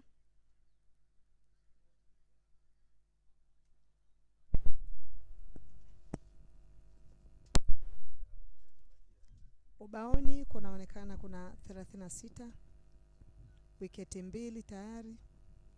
29 runs required in 39 overs.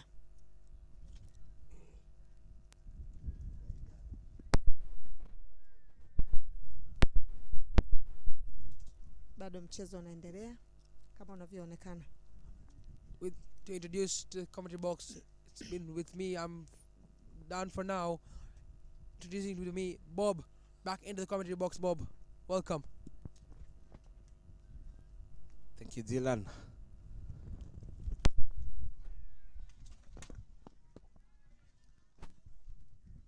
And now Patel continues from the road end. 36 for 2 after 11.1. As I also welcome wicketkeeper batsman of the national side. Oh, lovely shot there. Pierces that gap through covers. Welcome back, Omar Kitunda.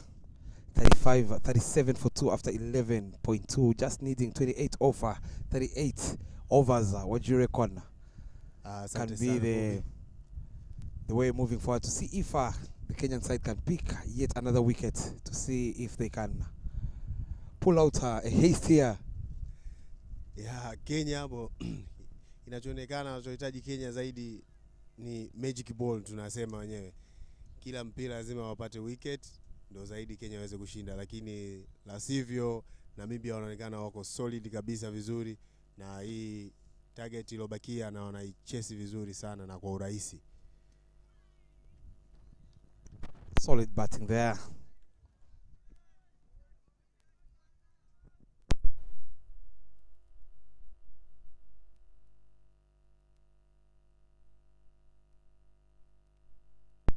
A big give there over the fielder. Can this be another boundary? Oh yes, lovely piece of timing there to get yet another boundary. Much needed, as that boundary brought the score to 41 off 2. He knew the fielders were inside the ring and make good use of that opportunity. Kabisa, ameona kabisa fielding ilivyopangwa, setting yake, wamewekwa juu, ndio maana jamaa akajaribu kwenda juu yao na akafanikiwa kupata 4 ya bure.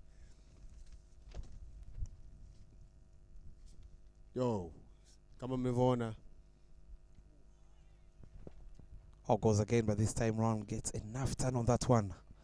But the intentions are clear from the young Namibians here. And that brought us to the end of the 12th over, 41 for 2, one step away from yet another big victory for the Namibians. Look at that on the replay, look at the time. Mpira ilipigwa vizuri sana juu ya fielder na akafanikiwa kupata boundary nzuri.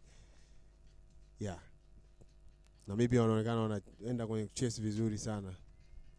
Na ni kwa inaonekana rahisi sana kwa sababu batsmen hawaweki dot ball kama Kenya walivyokuwa wanafanya. Dot ball hazizidi zaidi ya 3.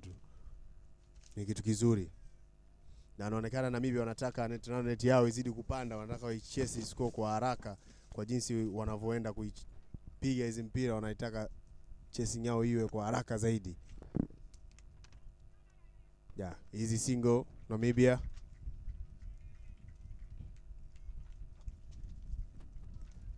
Very good batting there from the young Van Vuren.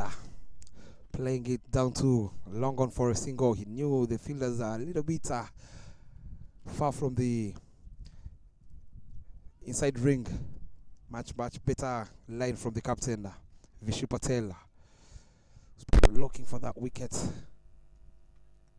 Captain aliachia flight kidogo, lakini batsman alisubiri vizuri na akaweza kuicheza vizuri. Katupa nyuma pale na batsman akakata vizuri, lakini good fielding to the Kenyan boy.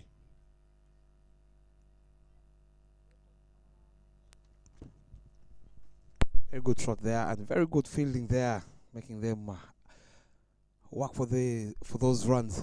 The Kenyan side in the field have been very agile. I believe if they had put on anything close to 120, they would have stood a chance. Yeah, true Bobby. Kama Kenya wangeweza kuweka bango 120 kwenda 120 130, ingekuwa kuna nafasi nzuri hapa ya wao kushinda. Big give there from the youngster there. Gets a healthy inside edge, but straight to the fielder at short, fine leg. And Van Voren is not interested to take any risky running after losing those two big wickets. Oh, well played there. Full ball on the pads, helped along by the batsman there, Visaki. They're running very hard, looking for the third one. Yeah, alipiga sweep vizuri ile, ikaenda chini ya deep fine leg huku na wameweza kufanikiwa kukimbia runs 2.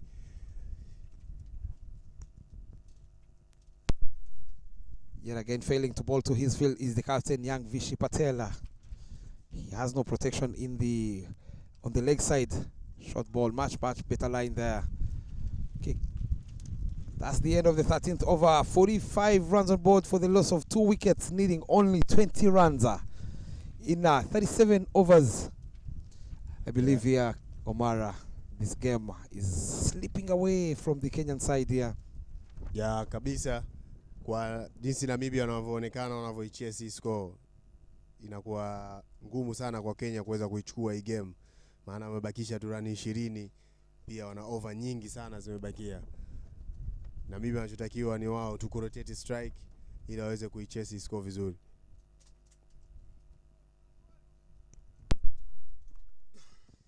Nav Patel to continue from the road end. On strike is the young Van Vuren, who chipped in a very good handy with the ball. Chipped in a couple of overs, tight ones earlier in the first innings. And he be the one to guide his team through to the line and register yet another win. They're looking to be very solid, his team Namibia. A little shimmy down the ground, but straight to the fielder at long on. Yeah, Patel alijaribu kuweka flight kidogo aweze kumtamanisha batsman, lakini mwisho wa siku ikaishia kupigwa chini na ikawa dot ball. Bola kidogo ana akili na anajaribu kumtamanisha batsman, lakini wamekutana wote wawili ni smart. Inapigwa chini kule chini ya mid wicket na waweza kwenda run 2. Yeah, ni good runnings from Namibia. Fantastic rotation of the striker. Very safely plays it down the ground.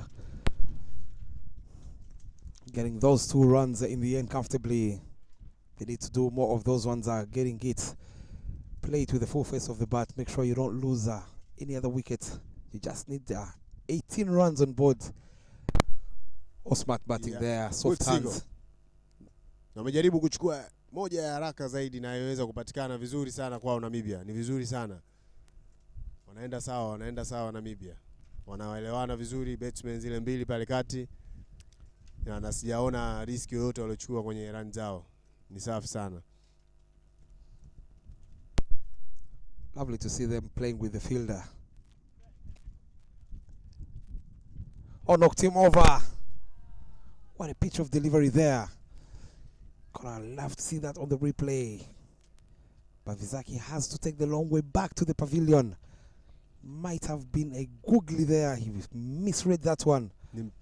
Mpira mzuri sana Bobby, kama nilivyokuambia huyu bowler ni smart na imeonekana ameachia mpira mzuri na umeweza kumpoteza batsman, hajaelewa nini kimefanyika pale, ameweza kurudi back foot na mwisho wa siku amepigwa kijiti.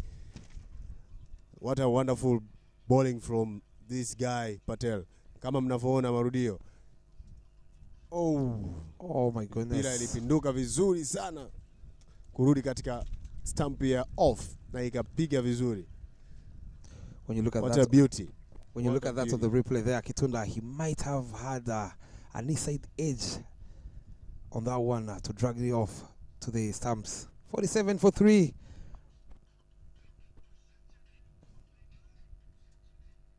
Oh yes, trying to force it to play it on the onside, and he had to perish.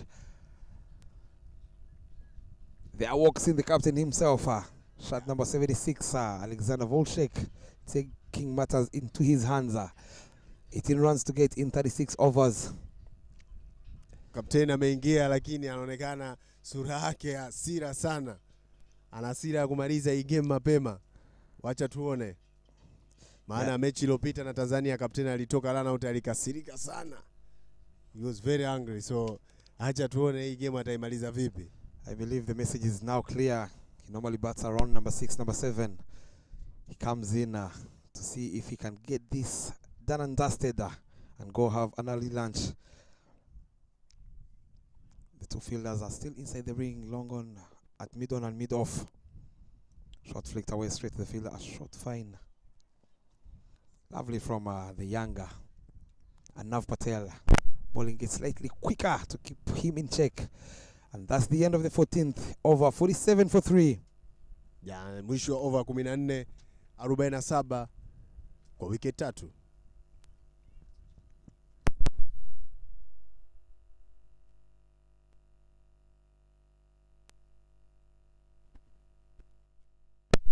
Haya, katika box yetu ya commentator hapa namkaribisha Mr. Dylan kuendelea kumalizia hii ungo iliyobakia. Thank you. Asante sana Modi. Thank you. I'm happy to be back. Look at that turn from Vishil, man. Just continuing his brilliance. Is Vishil Patel. Only 18 runs left, Modi. Yeah, but what I love to see the captain ana ball vizuri na sehemu ile na mpira inapinduka vizuri. Ni kitu kizuri kwa captain wa Kenya, anazidi kuwapa hope wa Kenya. Or try to go down to the 1 foot and sweep him away, missing everything. Just the turn beat him to it. Zakia not getting anything under that one. Yeah, Dylan, lakini game bado ipo kwa Namibia pia, hata kama wanabana vipi, lakini game bado ipo kwa Namibia. Kitu atakiwa Namibia ni waendelee tu kurotate, lakini naona wanatamani kupiga kubwa. Better, yeah. So very true. Namibia are very in control of the game at the moment. Even the dot balls are coming. Namibia are very, very on top at the moment. They are in the driver's seat.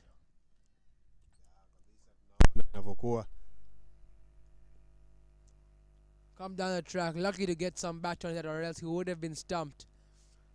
Is Zakia. Yeah, na sijui kwa nini batsman anafanya hivyo, anakuwa na pressure ya nini Score imebaki kidogo. That just shows how good the turn of Vishil is. They're trying to beat the turn before the turn. Playing on the early. Oh, playing on the back foot. There's an appeal. Good shout, but nothing sees the umpire. Not interested at all, Mohamed Omari. Yeah, Dylan, inavyoonekana hapa kwa captain anavozidi kumbana na ball sehemu ile, huyu batsman hawezi kumaliza hata over za captain. Anaweza akaondoka muda si mrefu. Very true. Good steady defense from Zakia this time round. Made it over. Mohamed Omari made it over. Coming right now. 47 for 3 after 15 overs. Yeah, over 15 imeisha 47, wicket 3. Look at that bowling. Look at that turn from Vishil. Deceiving everything. Seeing everything of the outside bat of Zakia. That was a shout for appeal. Looks like he was lying down leg. Good decision by the umpire. You, sawa.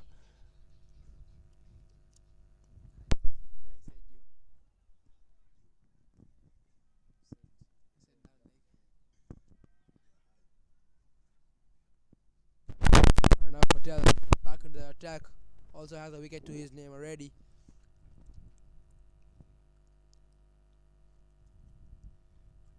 Oh, chipped up in the air a bit. They had some aerial time, but luckily no fielder at it.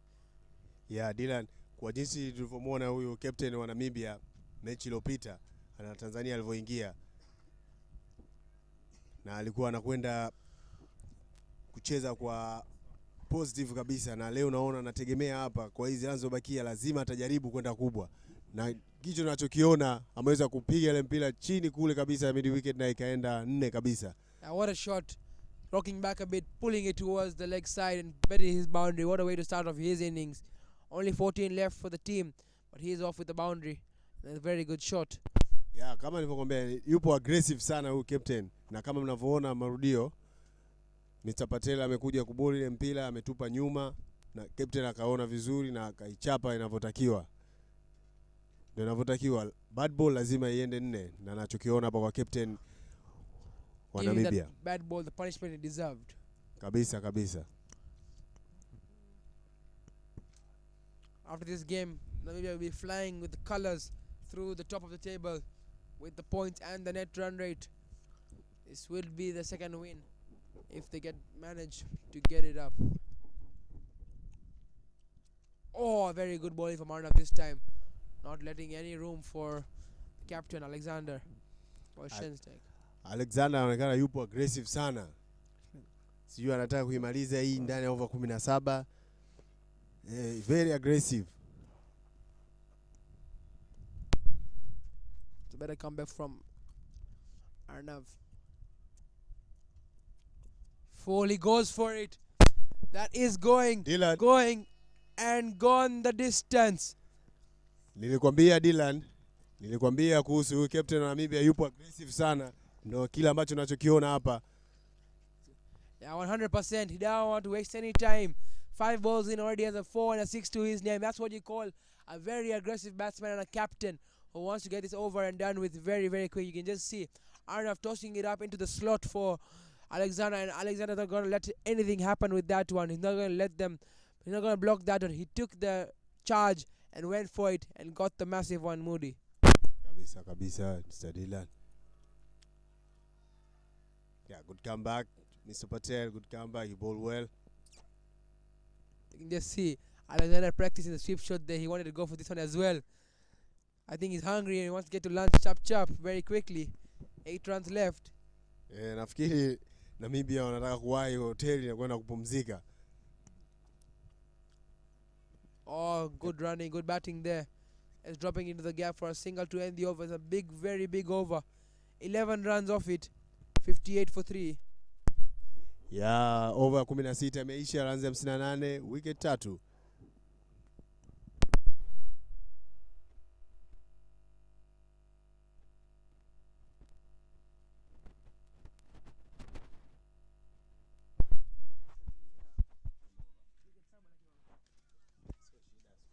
Very well done there, Dylan, in the comms box today. Brilliant stuff.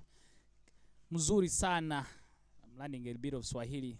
By the time the tournament ends, I'll be at 10%. So far, I'm still at 2%.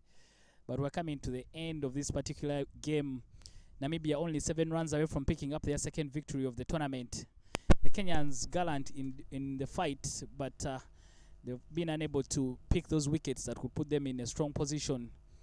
58 for 3 Namibia. They've struggled a little bit against the spin. But again, the captain, Alexander Volchek, coming in there and showing a lot of aggression, attacking the spinners, going for the big hits, and is about to lead his team home. Namibians will be keeping an eye on the result coming in from the Gymkhana, Uganda winning by 3 wickets, chasing down 48, but losing 7 wickets in that run chase.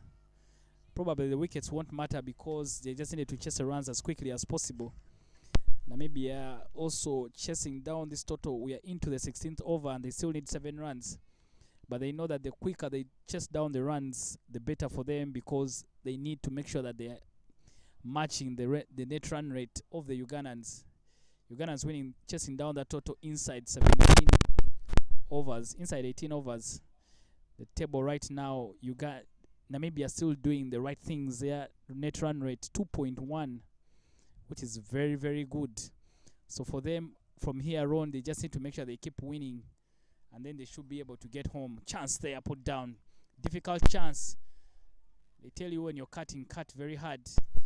Make sure it's a difficult chance. Namibia have 2 games left. They have a game against Sierra Leone and another against the Nigerians.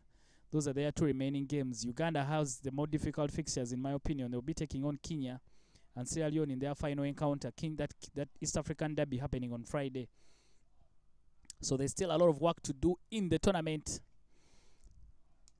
Was big there, the captain Volchek. The requirement was only 4 runs. He gets half a dozen, and that should be it for the match. Very, very good batting there from the captain. And we'll get an indication from the umpires that will be it. Umari Kitunda, what do you make of the match so far and how Namibians have gone about their business in the chess?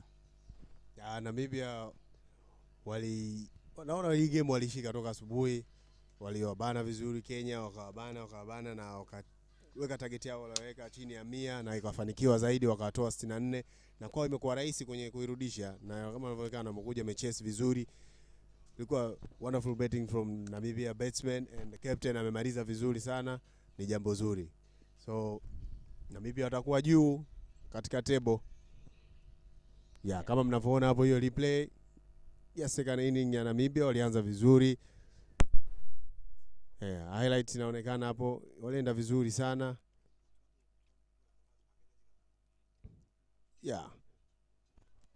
Walienda vizuri. Hiyo ilikuwa wicket ya kwanza, huyo akashikwa akatoka batsman. Kwa bowling nzuri na Vibe hapo aliweza kukamata hiyo catch. Tena alirudi. Ikawa back to the bowler, captain akapata tena wicket nyingine.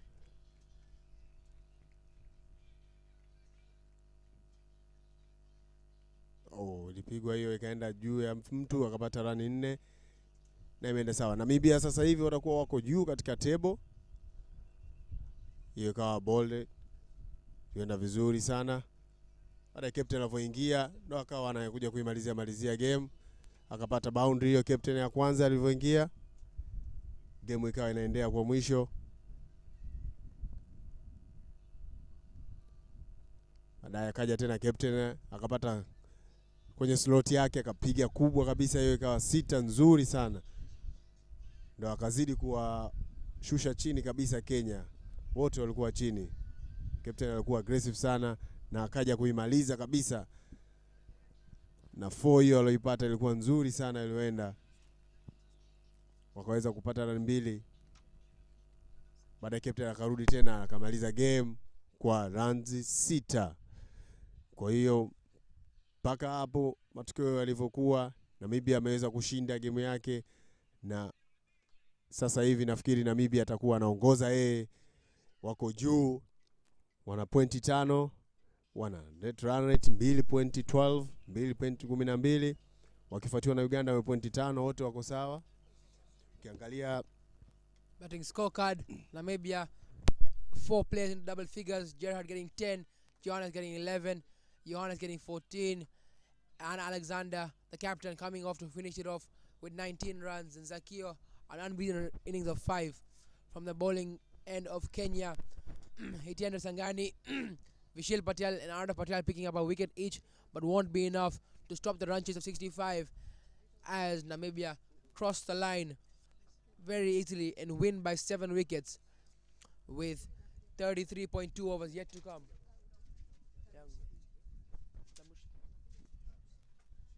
That's the match scorecard. 764 was what Kenya got. Cian Smith and Panchani are the top scorers there, with Kariata the best bowler as well with Alexander picking up 3 and 2 respectively. Namibia won this chase comfortably by 7 wickets. We'll meet you all shortly in the post-match presentation. Thank you.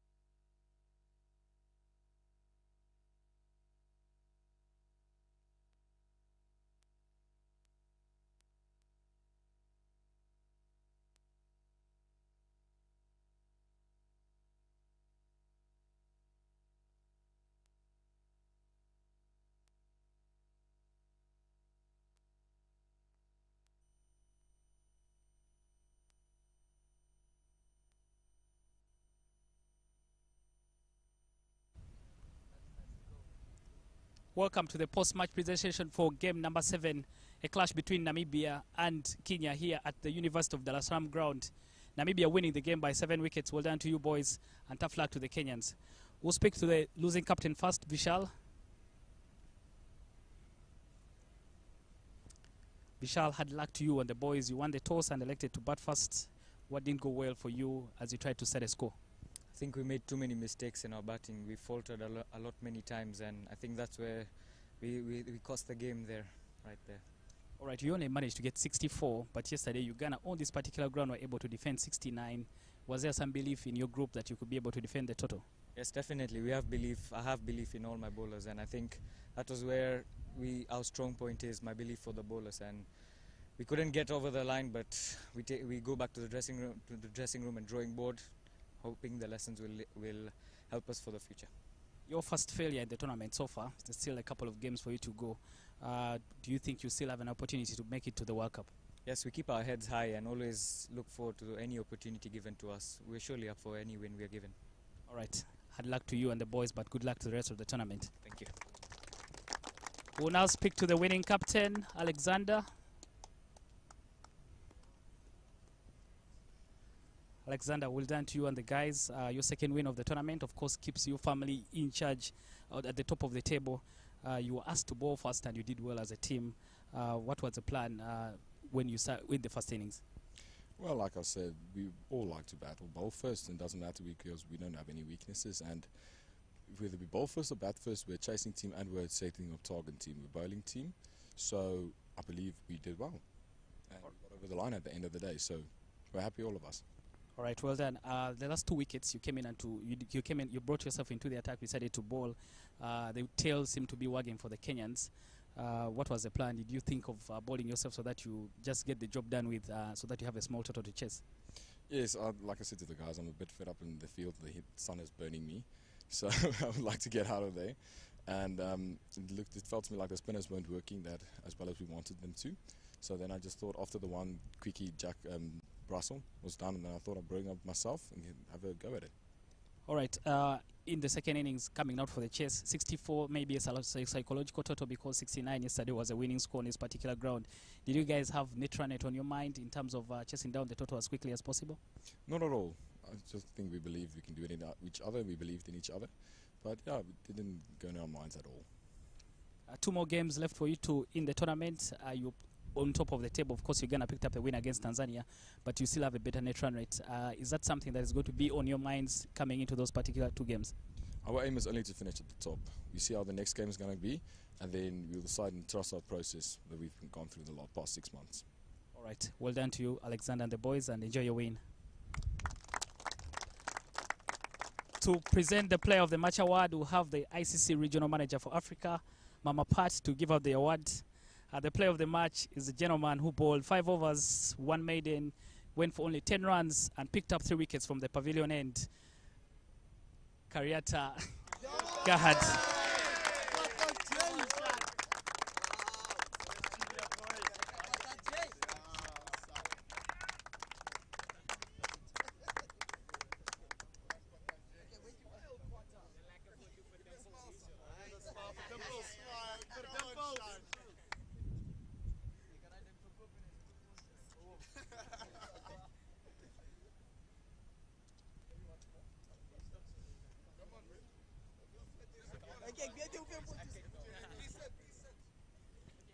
Ball, Gerard, well done.